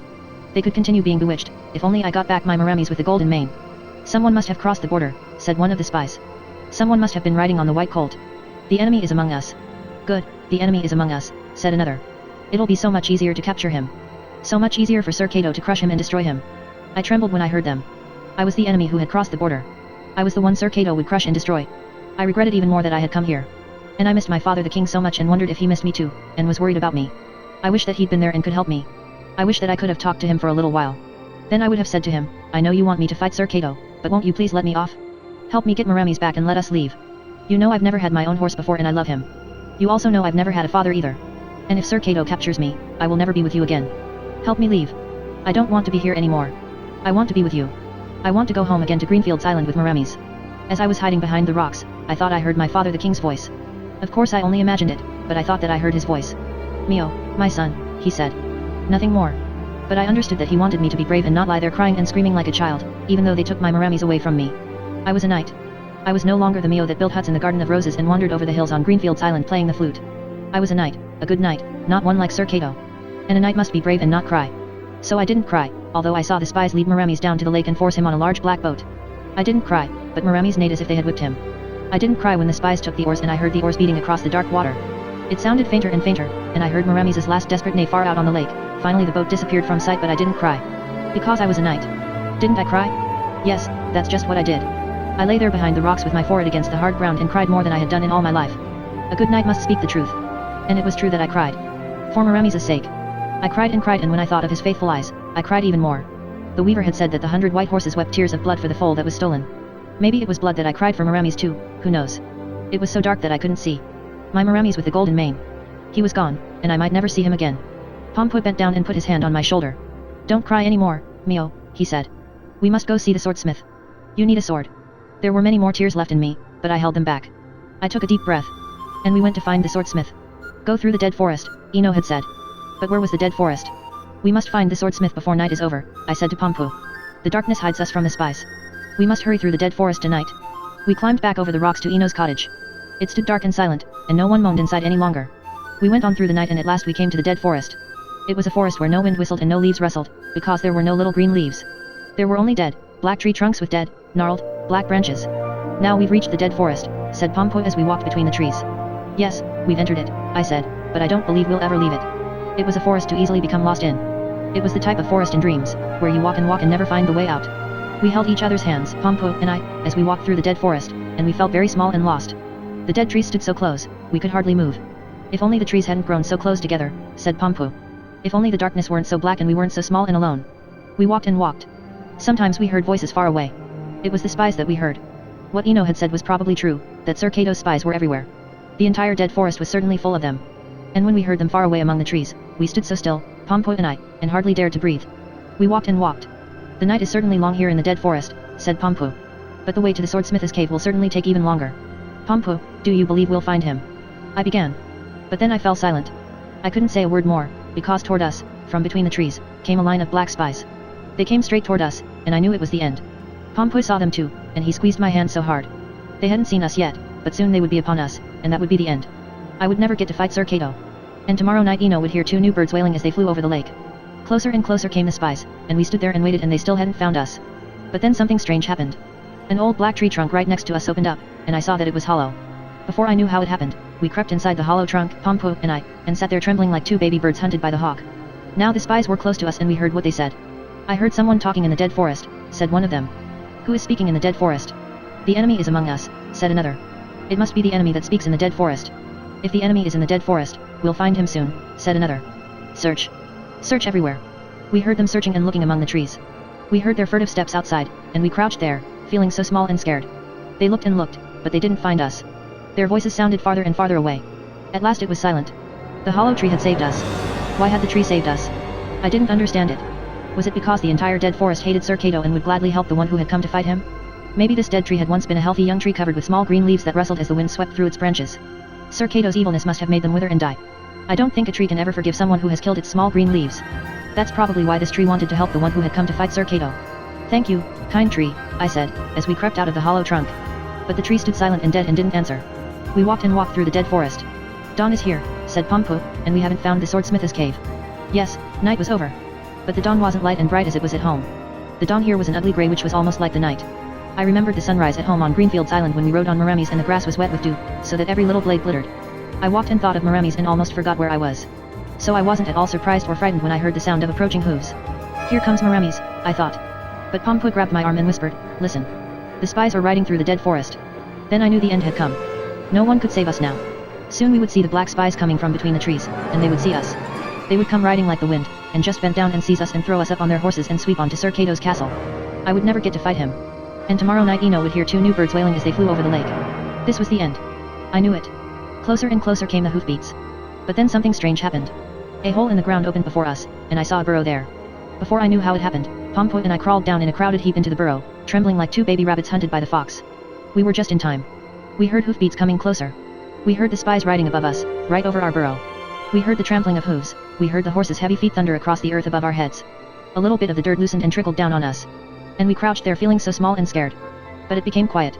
As quiet as if there weren't any spies in the dead forest. We waited longer. I think we can crawl out now, I said at last. But just then we heard the horrible sound of hooves again. The spies were coming back. Once more the hooves thundered over our heads, and we heard the spies shouting and yelling. They jumped off their horses and sat down on the ground just outside the burrow. We could see them through the opening. They were so close we could have touched them. And we could hear them talking. Orders from Sir Cato that the enemy must be captured, said one of them. The enemy who rode on the white colt must be captured tonight. It's Sir Cato's command. The enemy is in our midst, said another, and we'll certainly capture him. Search. Search everywhere. They were sitting very close to us, speaking about how they would catch us. Dark and terrifying, they sat there in the sinister grey light, with all the dead trees around them and their black horses snapping wildly and stamping the ground. Search. Search everywhere, said a spy. What is that hole in the ground there? A burrow, said another. Maybe the enemy is inside there. Search everywhere. Pompo and I held each other tightly. This was the end, I knew it. I'll prod with my spear, said one of the spies. If the enemy is in there I'll pierce him with my spear. We saw a black spear coming through the entrance. We had crept as far back into the burrow as we could go. But the spear was long, the sharp point came closer and closer. The spear thrust and thrust. But it didn't hit us. It hit the wall of the burrow between Pompo and me, but it didn't hit us. Search. Search the entire dead forest, said the spies outside. Orders from Sir Cato that the enemy must be caught. But he isn't here. Search everywhere. So the spies mounted their black horses and rode away. We were safe. The burrow had rescued us, and I wondered why. Was it because even the earth and the ground hated Sir Cato and would gladly help the one who had come to fight him? Maybe soft green grass had once grown on this ground, wet from the dew at dawn. Sir Cato's evilness must have made it wither and die. I don't believe the ground can ever forgive anyone who has killed the soft green grass that once grew there. That must be why the earth protected the one who had come to fight Sir Cato.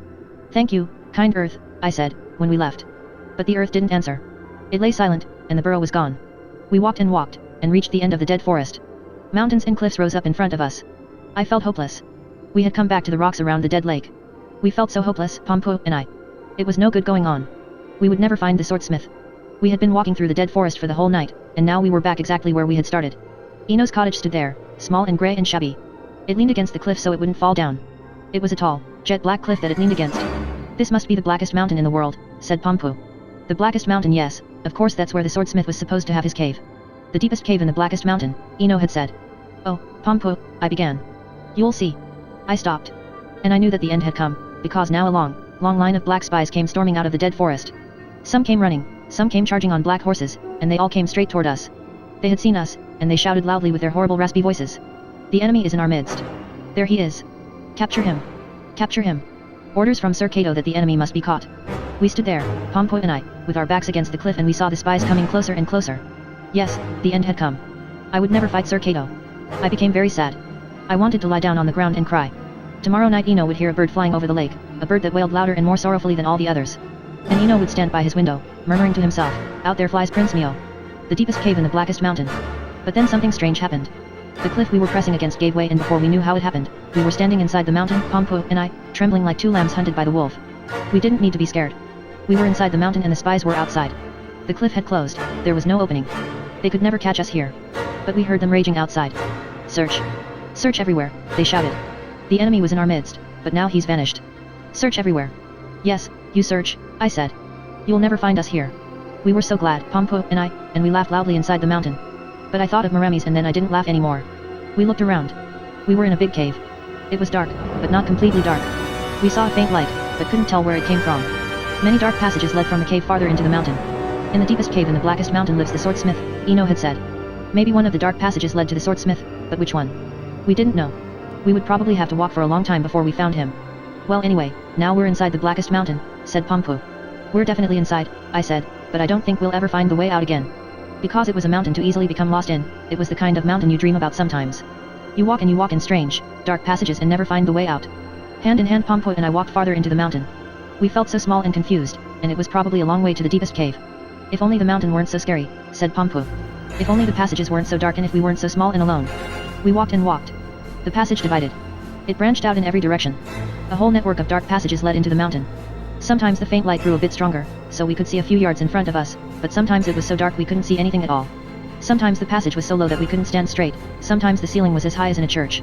The mountain walls were damp with water, it was cold, and we wrapped our cloaks tighter around us so we wouldn't freeze.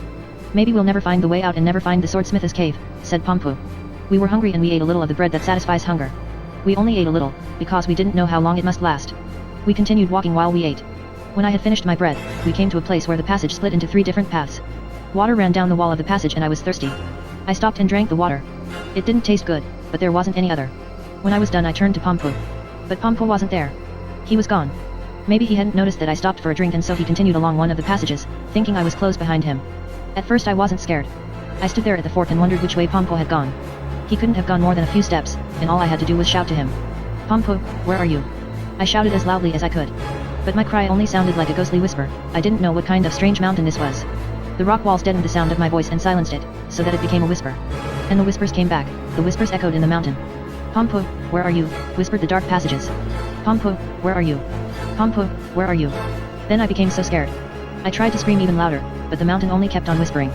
I couldn't believe that it was my own voice I heard, but another's. One who was sitting far inside the mountain and mocking me. Pompo, where are you? Pompo, where are you? Pompo, where are you? It whispered. Oh. I became so scared. I rushed into the left passage and ran a few steps, then I rushed back to the fork and ran to the right, turned back again, and rushed into the middle passage. Pompo, which way have you gone? I dared not shout, because the whispering was so awful. But I thought that Pompo would know how terribly I missed him and wanted him to come back to me. The passage divided again. There were new dark passages in every direction, and I ran here and there, looking and looking. I tried not to cry, because I was a knight. But I didn't have the energy to be a knight just then. I thought of Pompo running somewhere else on another path, so worried and calling to me, and I lay down on the rough rocky floor and cried as much as when the spies took Maramis. Now I had no Maramis, and no Pompo. I was all alone. I lay crying and regretting I had come here, and I didn't know how my father the king could have ever wanted me to go off and fight Sir Cato. I wished my father the king were here so that I could talk to him. Look, I'm all alone, I would have said. Pompo is gone and you know he's my best friend now that I don't have Ben anymore. Now I don't have Pompo either. I am all alone and it's only because you want me to fight Sir Cato. For the first time I almost thought that my father the king had been a little unfair wanting me to take such risks. But as I lay there crying it was like I really heard my father the king's voice. I know it was my imagination, but I really thought I heard him. Mio, my son, he said. No more. But it sounded as if he meant there was nothing to be sad about. I thought that maybe I could find Pompo, after all. I rose up from the ground and something fell out of my pocket. It was the little wooden flute that Nano had carved for me. My flute, that I had played around the campfire on Greenfields Island. I'll play my flute, I thought. I'll play the old melody that Nano taught us. I remembered what Pompo and I had promised each other, if we ever become separated, we'll play the old melody. I put the flute to my mouth, but I hardly risked playing it. I was afraid nothing except an awful ghostly sound would come out, like when I shouted. But I thought I had to try. So I began to play the melody. Oh. It sounded so clear. It sounded pure and clear and beautiful inside the dark mountain, almost better than it had on Greenfields Island. I played the whole melody, and then I listened. From far, far away in the mountain clear notes came in reply. They sounded faint, but I knew it was Pompo who answered me. I've never been so glad. I kept on playing, and although I was so happy, I couldn't stop crying. I went through the mountain, playing and crying a little. I only cried a little bit as I went through there and played, and I ran toward the sound of Pompo's flute. Sometimes it sounded closer, and I tried to follow the direction that the notes came from. Closer and closer it sounded. Clearer and clearer, louder and louder I heard the old melody from the other flute like mine. And right then Pompo stood in front of me in the dark passage. I stretched out my hand and touched him. I laid my arm on his shoulder. I wanted to make sure that it was really him. And it was. It was my very best friend. If I ever see Nano again, I'll thank him for making these flutes for us, said Pompo. I will too, I said. But then I thought that we'd probably never see Nano again. Pompo, which way should we go now? I said. It doesn't matter which way we go, as long as we go together, said Pompo. That's exactly what I thought too.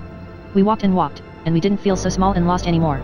Because we were together and we played on our flutes. The old melody sounded clear and pretty in the blackest mountain, and it was as if it wanted to comfort us and help us to be brave. The passage sloped downward, further and further down. The faint light we had seen throughout the mountain became a little brighter. It seemed to come from a fire. Yes, the firelight shone over the dark rock walls of the mountain. It flickered and grew.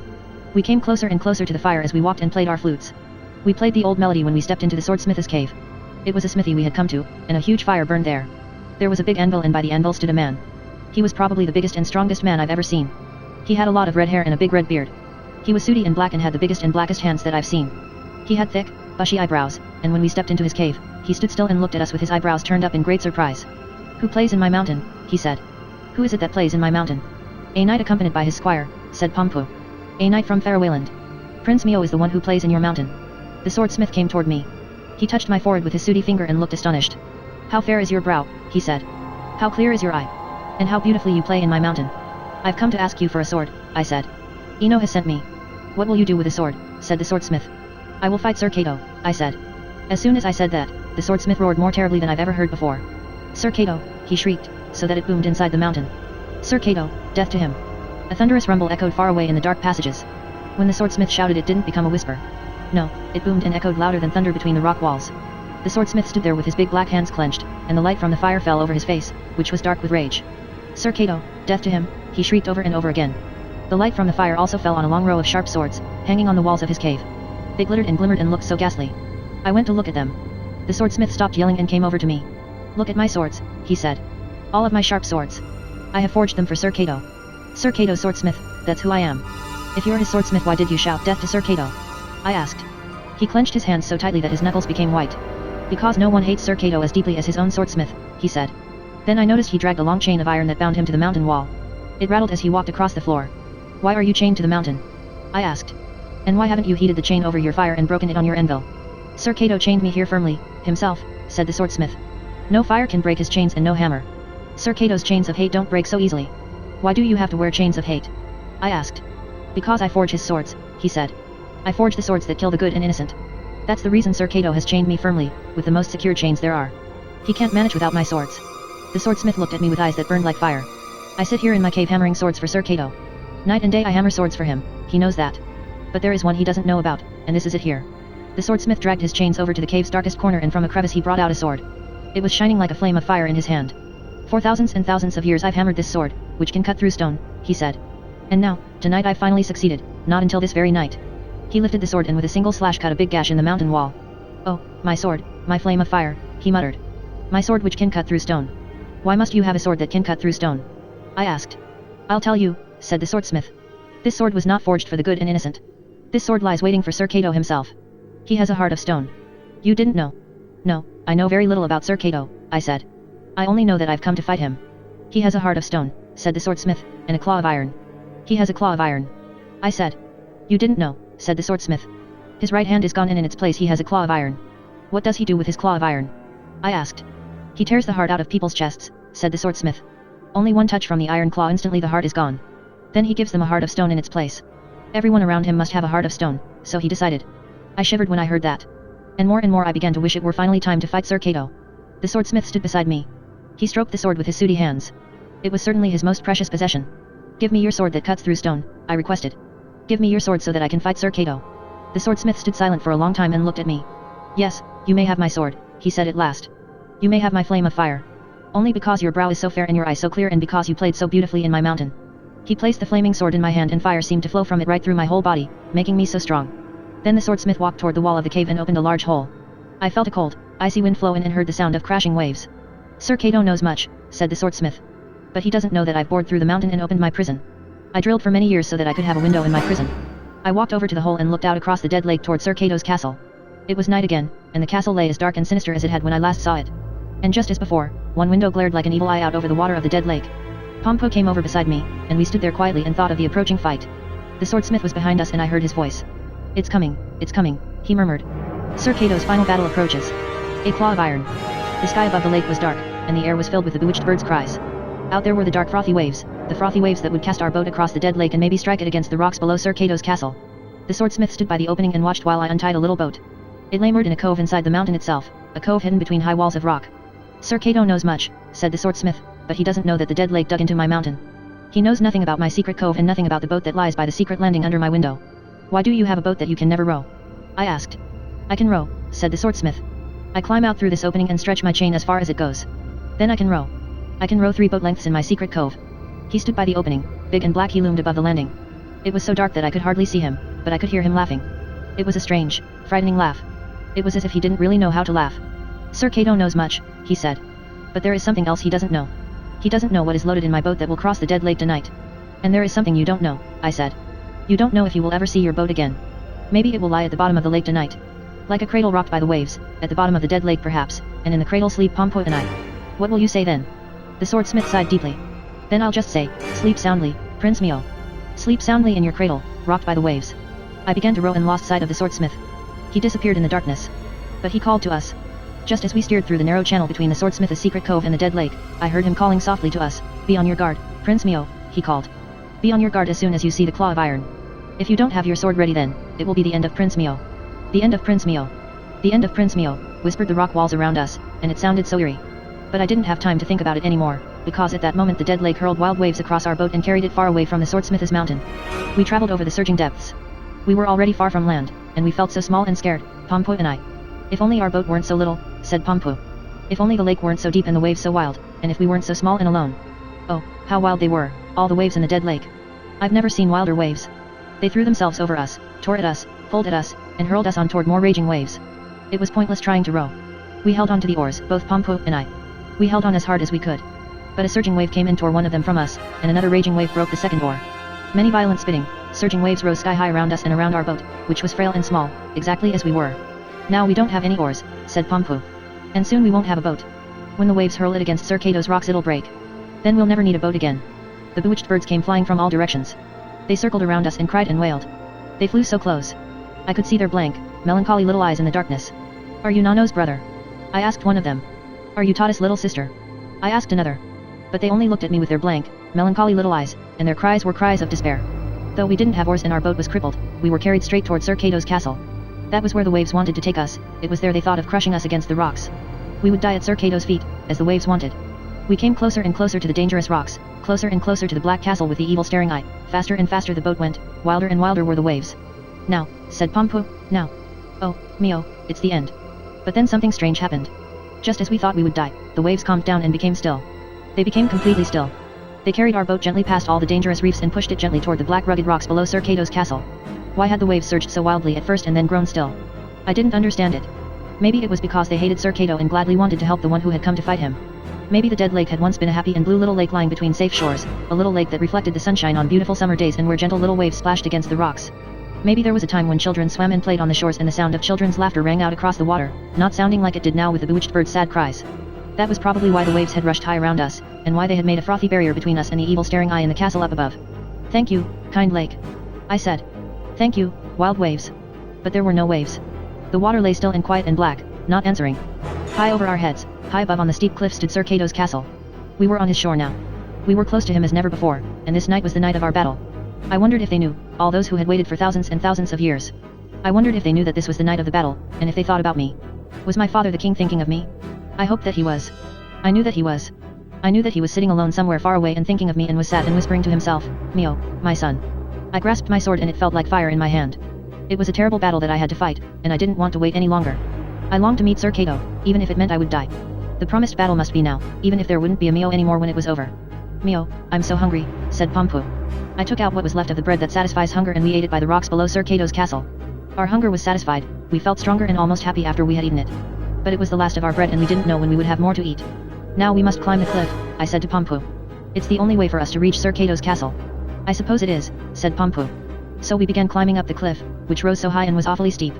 If only the rocks weren't so steep, said Pompo. If only the night weren't so dark and we weren't so small and alone. We climbed and climbed.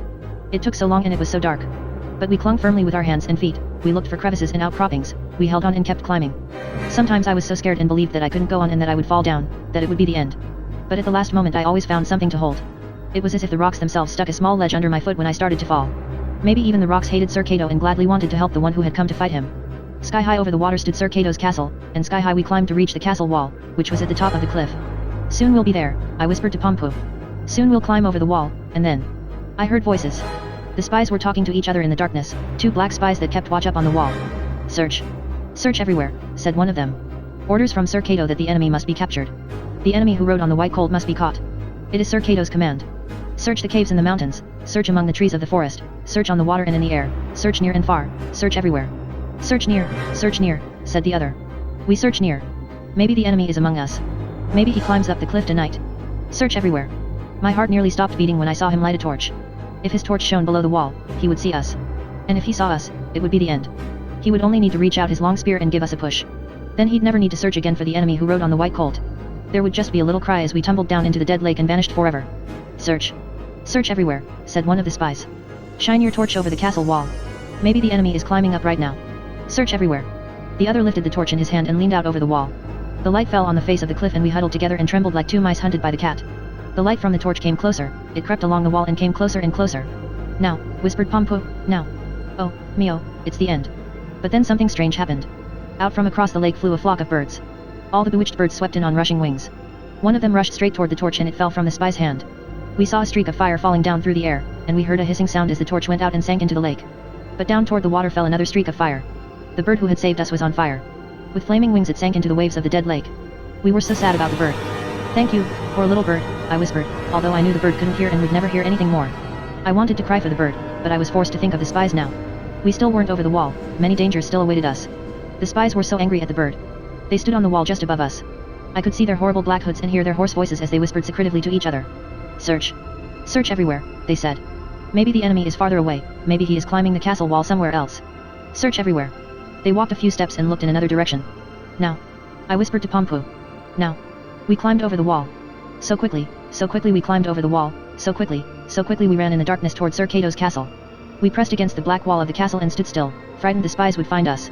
How can we get into Sir Cato's castle, whispered Pompo. How can we get into the blackest castle in the world? As soon as he said this, a door opened in the wall, a black door opened silently beside us. Not a sound was heard.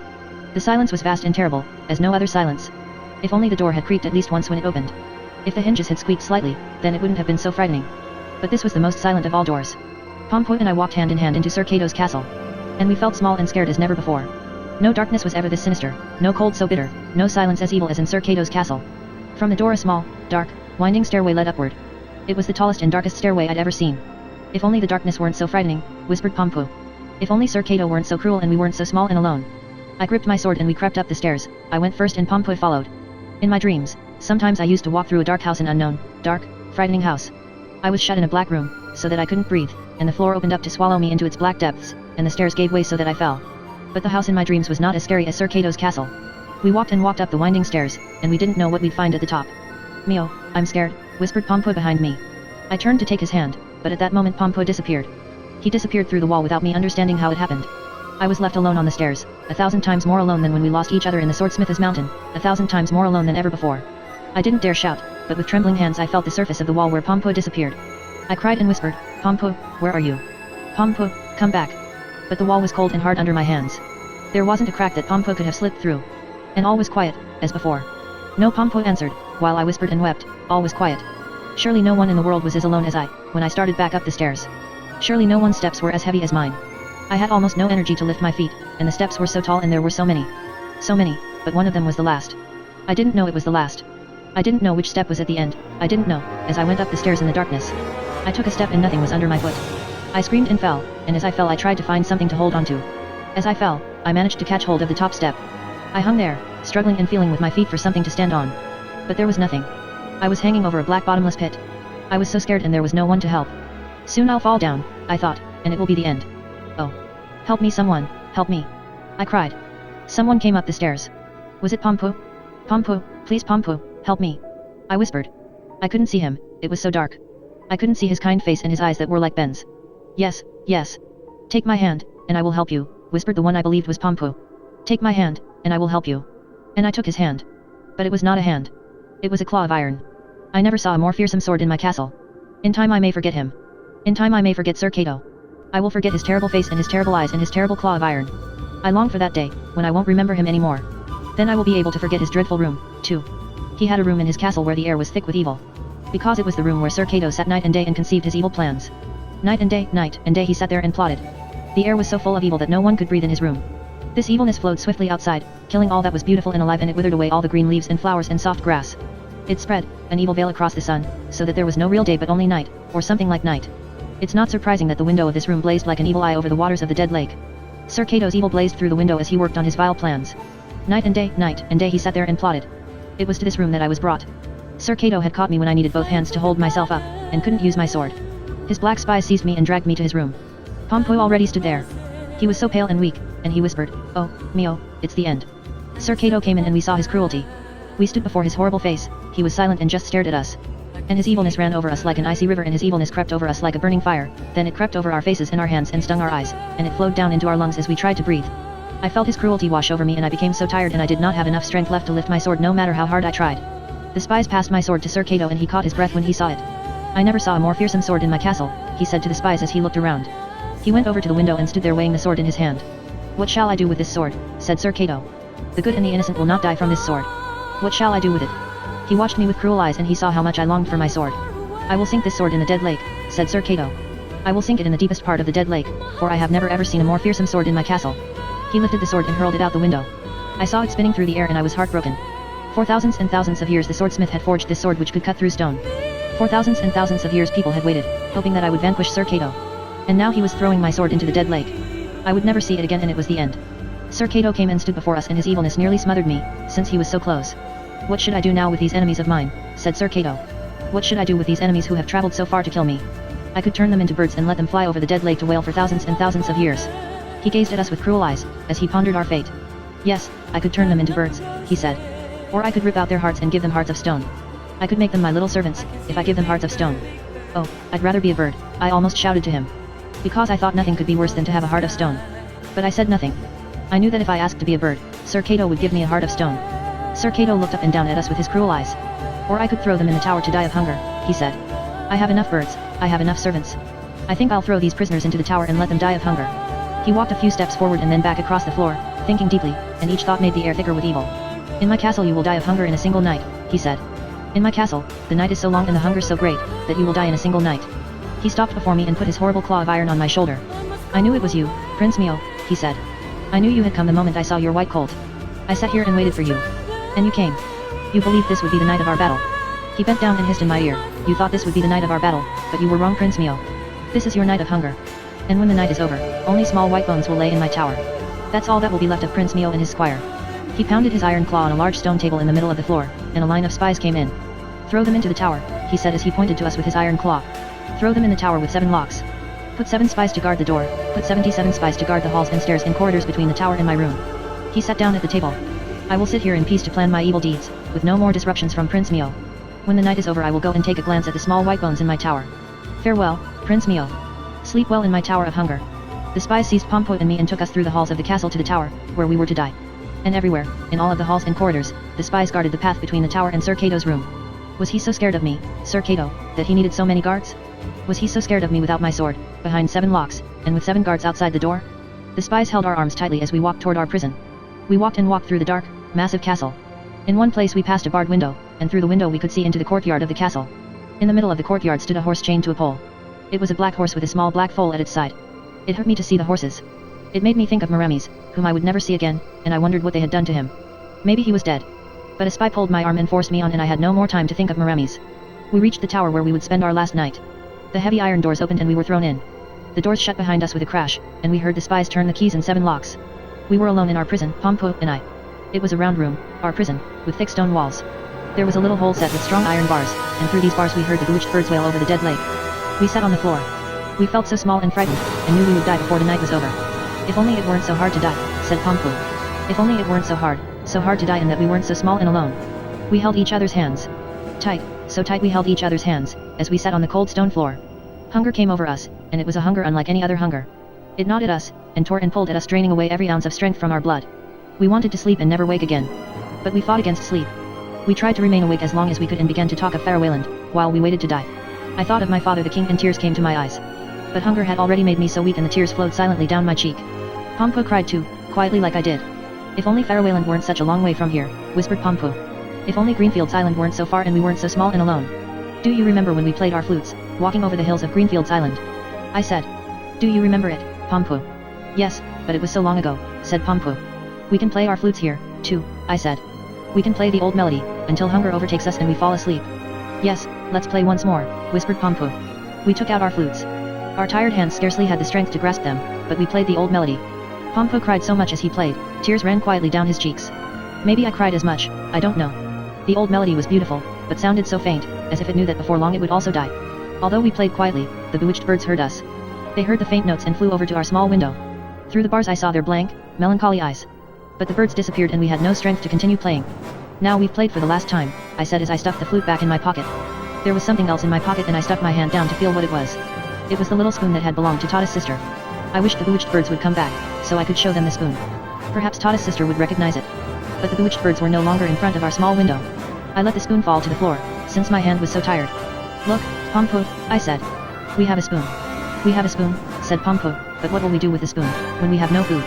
Pompo lay down on the floor and shut his eyes. He had no strength to say more. I was tired, so tired. I ached for something to eat. Anything, absolutely anything would do, as long as it was edible. Most of all I longed for the bread that satisfies hunger, but I knew that I would never taste it again. I was also thirsty and longed for water from the well that quenches thirst. But I knew that I would never drink again. Never drink, never eat again. I thought about the porridge that Aunt Hulda had given me every morning which I thought was bad. I would have eaten that porridge now and thought that it was good. Oh, I wanted something to eat. Anything. With my last ounce of strength I grabbed the spoon and stuffed it in my mouth and pretended that I ate. I felt something wonderful in my mouth. There was something in the spoon to eat. Something that tasted like the bread that satisfies hunger and like the water from the well that quenches thirst. Bread and water were in the spoon and it had the most wonderful taste. It replenished my strength and my hunger disappeared. Strangely enough, the spoon did not become empty. It filled completely with more food each time I ate, and I ate until I could eat no more. Pompo lay on the floor with his eyes shut. I placed the spoon in his mouth and he ate in his sleep. He lay there with his eyes shut and ate. When he finished, he said, "Oh, Mio, I had such a wonderful dream. The dream will make it easier to die. I dreamed of the bread that satisfies hunger." "It wasn't a dream," I said. Pompo opened his eyes and sat up. He knew that he still lived and was no longer hungry. We were both amazed, almost content in our misery. "But what will Sir Cato do with us, since we haven't died of hunger?" said Pompo.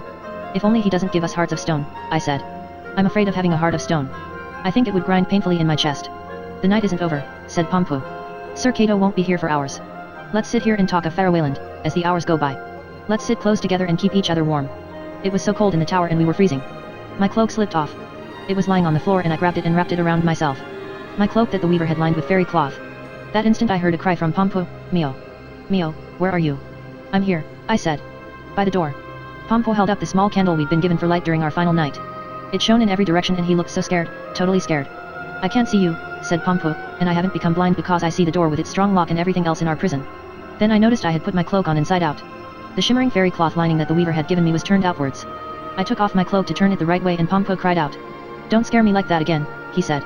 "Where were you hiding? Do you see me now?" I asked. "Of course I see you," said Pompo. "Where were you hiding?" "In my cloak," I said. The weaver must have turned it into an invisibility cloak. We tried it several times. Whenever the fairy cloth lining was on the outside, my cloak became an invisibility cloak. "Let's yell as loud as we can," said Pompo. "Maybe the spies will come in to see why we're shouting. Then you can sneak past them. You can sneak out of Sir Cato's castle in your invisibility cloak and go home safely to Farawayland." "And you, Pompo?" I said. "I must stay behind," said Pompo and his voice quavered slightly. "You only have one invisibility cloak." "I only have one invisibility cloak," I said, "and I only have one friend. We'll die together if we both can't be saved." Pompo put his arm around me and said, "I'd love for you to be safe at home in Farawayland, but I'm glad you want to stay with me. I can't help it." Just as he said that, something strange happened. The bewitched birds were heading back, as their wings beat swiftly towards our window. They held something with their beaks. All the birds helped carry it. It was something heavy. It was a sword. It was my sword that could cut through stone. "Oh, Mio," said Pompo, "the bewitched birds have brought your sword up from the bottom of the dead lake." I sprang to the window, stuck my eager hands through the bars and grasped my sword. It blazed as if on fire. The water flowed down, the drops glistening like fire.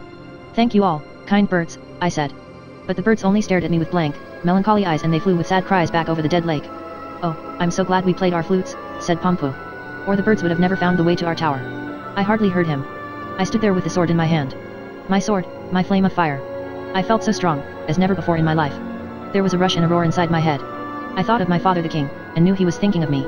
"Now, Pompo," I said, "now comes Sir Cato's last battle." Pompo became so pale and his eyes glittered strangely. "How will you open the 7 locks, he said. "How will you get past the 77 spies?" "I'll open the 7 locks with my sword," I said. "My cloak will hide me from the 77 spies." I hung the cloak over my shoulders. The fairy cloth shimmered in the darkness, it shimmered enough to light up Sir Cato's whole castle. But Pompo said, "I can't see you, Mio, though I know you are there. I'll wait for you, until you come back." "If I come back," I said. I kept silent, because of course I didn't know who would triumph in Sir Cato's last battle. It was so quiet in our cell. For a long time it was completely silent. Then Pompo said, "If you never come back, Mio, we'll think of each other. We'll think of each other as long as we can." "Yes, Pompo," I said. "I'll think of you and my father the king to my last moment." I raised my sword and it slashed through the iron door as if it were made of clay. To a sword that could cut through stone, an iron door was nothing but clay. Noiselessly, as if I were cutting through clay, my sword sliced through the hard iron. Then with 2 quick strokes, I cut away the huge locks. I opened the door. It creaked a little. The 7 spies stood guard outside. They all turned toward the door as it creaked. Toward the door and toward me. I stood there in my shimmering fairy cloth and thought the light around it was so bright that they must see me. I heard a creak in the night, said one of the spies. Yes, something creaked in the night, said another. The spies peered in every direction, but didn't see me. It was probably an evil thought from Sir Cato that squeaked past, said another of the spies. But I was already long gone. I grasped my sword and I grasped my cloak and I ran as fast as I could toward Sir Cato's room. Everywhere, in the halls, the stairs, and the corridors, the spies stood guard. The entire dark, massive castle was full of black spies. But they didn't see me. They didn't hear me. And I ran on toward Sir Cato's room. I was no longer scared. I have never been less frightened. I was not the Mio who built huts in the Garden of Roses and lived on Greenfields Island. I was a knight preparing for battle. And I ran on toward Sir Cato's room. I ran quickly. My fairy cloak rippled behind me. It shimmered and fluttered in the dark castle. And I ran on toward Sir Cato's room. The sword burned like fire in my hand, it flashed brilliantly. I grasped the hilt firmly. And I ran on toward Sir Cato's room. I thought of my father the king. I know that he thought about me. Soon the battle draws near. I wasn't scared. I was a knight without fear, with the sword in my hand. And I ran on toward Sir Cato's room. There was a rushing and roaring in my head like a waterfall. I stood before the door to Sir Cato's room. I opened the door. Sir Cato was sitting at his stone table, with his back toward me. There was an evil glow around him. Turn around, Sir Cato, I said. It is time for your last battle. He turned around. I tore off my cloak and stood before him with the sword in my hand. His awful face was grey and wrinkled. His terrible eyes were filled with terror and hatred. Quickly he gripped the sword that lay on the table beside him. So began Sir Cato's last battle. His sword was fearsome. But no sword was as fearsome as mine. My sword flashed, it blazed and flamed, it shot through the air like fire, showing no mercy to Sir Cato. The battle that had been foretold for thousands and thousands of years lasted an hour. My sword, the flame of fire, swept through the air, finally striking Sir Cato's sword from his hand. Sir Cato stood before me without a weapon and he knew the battle was over. He tore open his black velvet coat, baring his chest. You must pierce my heart, he shrieked. You must slash straight through my heart of stone. It has grated so long and hurts so much. I looked into his eyes and saw something strange. I saw that Sir Cato longed to be rid of his heart of stone.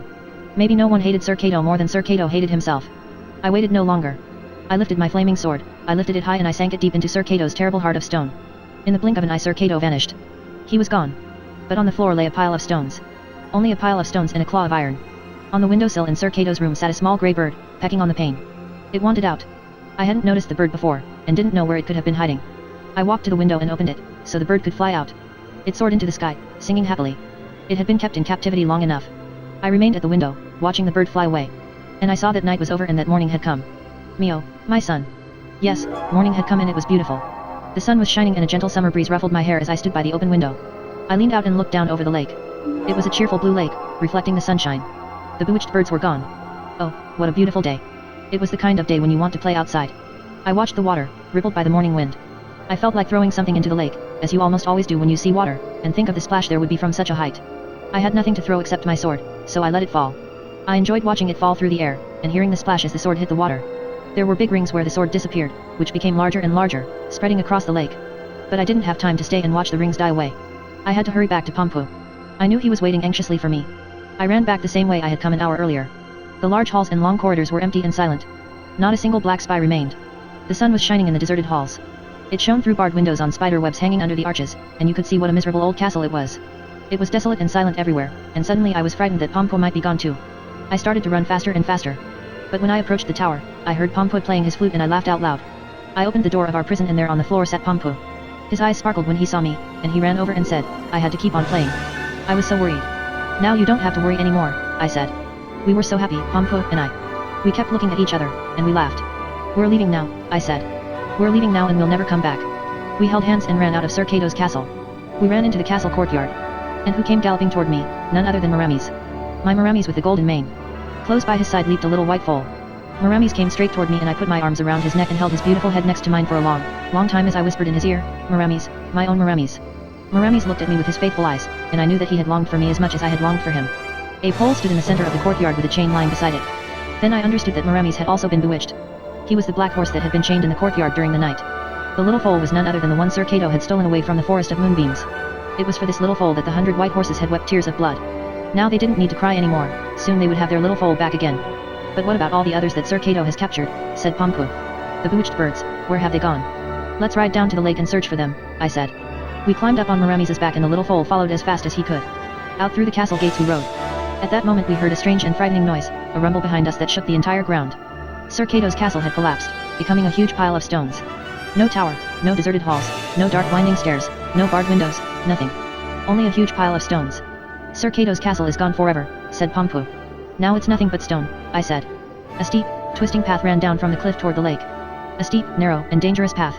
But Maramis trod carefully and placed his hoofs perfectly on the path, as did the little foal. We reached the shore unhurt. At the foot of the cliff a group of children was gathered around a slab of rock. They had certainly been waiting for us, because they came toward us with beaming faces. Oh. There are Nano's brothers, said Pangpu. There is Tata's little sister and all the others. They aren't bewitched birds anymore. We hopped off Maramis. All the children came up to us, they seemed a bit shy but friendly and happy at the same time. A boy, one of Nano's brothers, took my hand and said very quietly, as if he didn't want anyone to hear, I'm so glad you had my cloak to wear, and I'm so glad we're not bewitched anymore. A girl, she was Tata's sister, came up to us too. She didn't look at me, she looked out at the lake, because she was shy and she said with a soft voice, I'm so glad that you had my spoon, and I'm so glad we're not bewitched anymore. Then another of Nano's brothers placed his hand on my shoulder and said, I'm so glad we could raise your sword from the depths, and I'm so glad we're not bewitched anymore. The sword is at the bottom of the lake again, I said. It's just as well, because I'll never need another sword. We will never be able to raise it again, said Nano's brother, because we are no longer bewitched birds. I looked around, among all the children. Which of you is the weaver's little daughter? I asked. It was completely quiet. No one said a word. Who is the weaver's little daughter? I asked them again, because I wanted to tell her that my cloak was lined with the fairy cloth her mother had woven. Milimani was the weaver's little daughter, said Nano's brother. Where is she? I said. Milimani lies there, said Nano's brother. The children stood aside. Down at the water's edge, on the slab of rock, lay a small girl. I ran over and knelt down beside her. She lay still with her eyes closed. She was dead. Her face was so pale and small, and her body was burned. She flew into the torch, said Nano's brother. I was heartbroken. Milimani had died for my sake. I was so unhappy, nothing would ever be filled with joy again, since Milimani had died to save me. Don't be sad, said Nano's brother. Milimani wanted to do it. She wanted to fly into the torch, although she knew her wings would burn. But now she's dead, I said, in despair. Nano's brother took Milimani's small singed hands in his. We must leave you here, Milimani, he said. But before we go, we'll sing our song for you. All the children sat down on the rock around Milimani and sang her a song they had made up. Milimani, our little sister. Little sister who went down in the waves. Went down in the waves with singed wings. Milimani, oh, Milimani. Sleeps quietly and never wakes. Never again flies Milimani. With sorrowful cries over the murky water. It isn't murky water anymore, said Pangpu. There are only small gentle waves that sing to Milimani as she lies sleeping on the shore. If only we had something to wrap around her, said Tata's sister. Something soft so that she doesn't have to lie on the hard rock. We'll wrap Milimani in my cloak, I said. We'll wrap her in the cloth that her mother wove. I wrapped Milimani in my cloak which was lined with fairy cloth. It was softer than apple blossoms, gentler than the night wind in the grass, warmer than a beating heart and her own mother had woven it. I carefully wrapped my cloak around Milimani, so she would lay softly on the rock. Then something strange happened. Milimani opened up her eyes and looked at me. At first she lay still, just watching me. Then she sat up, staring in astonishment at all the children. She kept glancing around, in more and more amazement. How blue the lake is, she said. That was all she said. Then she took off the cloak and stood up. There were no traces of her burns and we were overjoyed that she was alive again. Out on the water a boat glided toward us. Someone rowed, taking huge strokes at the oars. As the boat approached, I saw the swordsmith was rowing and he had Ino with him. Soon their boat bumped against the rock and they jumped ashore. What did I say? Bellowed the swordsmith. What did I say? Sir Kato's final battle approaches. That's what I said. Ino eagerly drew near me. I want to show you something, Prince Mio, he said. He held out his wrinkled hand to show me what was in it. It was a small green leaf. Such a fine little leaf it was, thin and soft and perfectly light green, with slender veins. It was growing in the dead forest, said Ino. I found it on a tree in the dead forest, just now.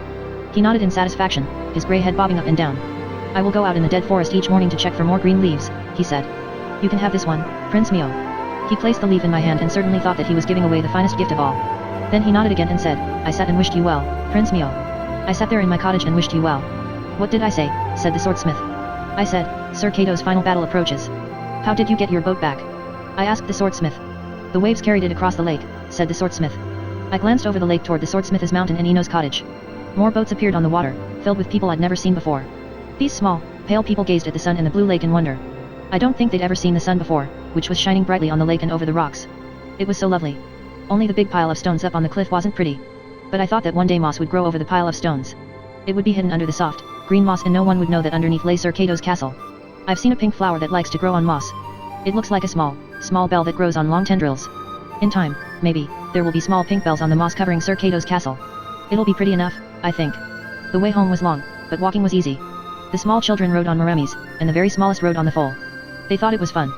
The rest of us continued on foot, until we came to the forest of moonbeams. By then it had become night and the forest of moonbeams was filled with moonlight, just as before. It was quiet among the trees. But Maramis neighed so loudly and wildly, and deep in the forest of moonbeams the 100 white horses answered just as loudly and wildly. They came galloping toward us, their hooves thundering over the ground. The little foal also began to neigh. He tried to neigh loudly and wildly like the bigger horses, but it was only a faint little amusing whinny that you could hardly hear. But the 100 white horses definitely heard it. Oh, how glad they were the little foal had come home. They crowded around him, they all tried to get near and touch him to make sure he had really come home. Now we had the 100 horses and no one needed to walk on foot. All the children had horses to ride. I rode on Maramis and Pompo sat behind me, as always, because he wouldn't ride any other horse but Maramis. A little girl, who was the smallest of all, got to ride the foal. We rode through the forest, and the 100 white horses looked so pretty in the moonlight. Soon I saw something white shining between the trees, the apple blossoms around the weaver's cottage. The apple blossoms lay on the trees in a soft drift, around the cottage that looked as if it was from a fairy tale. We heard a pounding noise inside, and Milimani said, "My mother sits and weaves." She jumped off her horse just outside the gate, and waved to us and said, "I'm so glad to be home. I'm so glad to be home before the apple trees stopped blooming." She ran down the little path between the trees and disappeared into the cottage. The pounding stopped inside. We still had a long way to go to reach Greenfields Island, and I longed for it and for my father the king. The 100 white horses, led by Maramis, rose over the forest of moonbeams, high over the tall mountains, and they flew through the air on the way to Greenfields Island. It was morning when we came to the bridge of morning light. The guards had just lowered the bridge, which shone with golden rays of light, as the 100 white horses, with necks stretched and manes flowing, galloped across it. The guards stared at us in amazement. Suddenly one of them pulled out a horn and blew it so loudly that it rang across Greenfields Island. People came running from all the small houses and cottages, those who had mourned and grieved for their lost children. Now they saw us come riding up on white horses and no one was missing. All had come home. The white horses galloped on over the fields and soon we came to my father the king's garden. All of the children jumped down, their mamas and papas came running and they carried on as the 100 white horses had when their foal came home. Nano was there too, and his grandmother, and Toddy with his sisters and brothers, and Pompo's mama and papa and many other people I'd never seen before. They cried and laughed together, and hugged and kissed the children who had come home. But my father the king was not there. We didn't need the 100 white horses anymore, so they turned back to the forest of moonbeams. I saw them gallop away over the fields. In front of them all ran the little white foal. Pompo was telling his mama and papa all that we had been through and he didn't notice that I opened the little door to the Garden of Roses. No one noticed when I disappeared into the Garden of Roses, and that was fine. I wanted to go alone. I walked under the silver poplars playing their music just as they had before, the roses bloomed just as they had before, everything was the same. Then I saw him. I saw my father the king. He stood in the same place, where I had left him when I rode away to the forest of moonbeams and to outer land. He stood there with his arms outstretched to me and I threw myself into his embrace. I put my arms tightly, so tightly around his neck and he held me close and whispered, "Mio, my son. My father the king loves me, and I love my father the king." I had so much fun the whole day. We played in the Garden of Roses, Pompo and Nano and his brothers, and Toddy and his sisters and brothers, and all the other children. They wanted to see the hut that we had built, Pompo and I, and they thought it was such a fine hut. We rode on Maramis too, and he jumped over the rose bushes. We played with my cloak. Nano's brother didn't want it back. "The lining is yours anyway, Mio," he said. We played hide and seek with the cloak. I was wearing it inside out and I ran around among the rose bushes completely invisible, shouting, "No one can catch me. No one can catch me." And they couldn't catch me either, as hard as they tried. When it began to get dark, all the children had to go home. Their mamas and papas didn't want them out for a long time, since it was their first night home. Pompo and I sat together, alone in our hut. We played our flutes as twilight fell over the Garden of Roses. "We'll take care of our flutes," said Pompo. "And if we ever become separated, we'll play the old melody." Just then my father the king came to find me. I said good night to Pompo and he ran home. I said good night to Maramis, as he grazed on the grass beside the hut. Then I took my father the king's hand and we walked home through the Garden of Roses. "Mio, my son, I believe that you've grown while you were away," said my father the king. "I think we should put a new mark on the kitchen door tonight." We walked under the silver poplars as twilight lay like a soft, blue mist over the entire Garden of Roses. The white birds had gone to their nests. In the top of the tallest silver poplar Sorrowbird sat singing. I don't know what the song is for, now that the lost children have come home. But I think Sorrowbird will always have something to sing about. Away in the pastures, shepherds began lighting their fires. One by one they appeared, shining beautifully in the twilight. Far away I heard the shepherds playing. They played the old melody. We walked along hand in hand, my father the king and I, swinging our arms a bit. My father the king looked down at me and laughed a little, and I looked up at him, full of happiness. "Mio, my son," said my father the king. "No more." "Mio, my son," said my father the king, as we walked homeward in the twilight. Evening came and then night. It's been quite a long time now that I've been here in Farawayland. I seldom think of the time when I lived on North Street. It's only Ben that I think of sometimes, because he's so much like Pompo. I hope Ben hasn't missed me too much. Because no one knows better than I do how hard it is to be lonely. But of course Ben has his mama and papa, and by now I think he probably has a new best friend. Sometimes I also think about Aunt Hulda and Uncle Olaf and I'm not angry at them anymore. I only wonder about what they said when I disappeared. They never worried about me, maybe they didn't even notice I was gone. Maybe Aunt Hulda believes that she only has to go to Tegner London Park to look, and she'd find me sitting on a bench. Maybe she believes that I'm sitting there on a bench under a street lamp, eating an apple and playing with an empty bottle or some other piece of rubbish. Maybe she believes that I'm sitting there, staring at the houses with lighted windows and children inside eating dinner with their mamas and papas. Maybe Aunt Hulda is angry that I never came home with those rolls. But Aunt Hulda is wrong. Oh, she is wrong. Andy isn't sitting on a bench in Tegner London Park, because he's in Farawayland. He is in Farawayland, I say. He's where the silver poplars rustle. Where fires burn warming the night. Where there is bread that satisfies hunger. Where he has his father the king, whom he loves so much and who loves him. Yes, so it is. Carl Anders Nilsson is in Faroeland and all is fine, so fine with his father the king.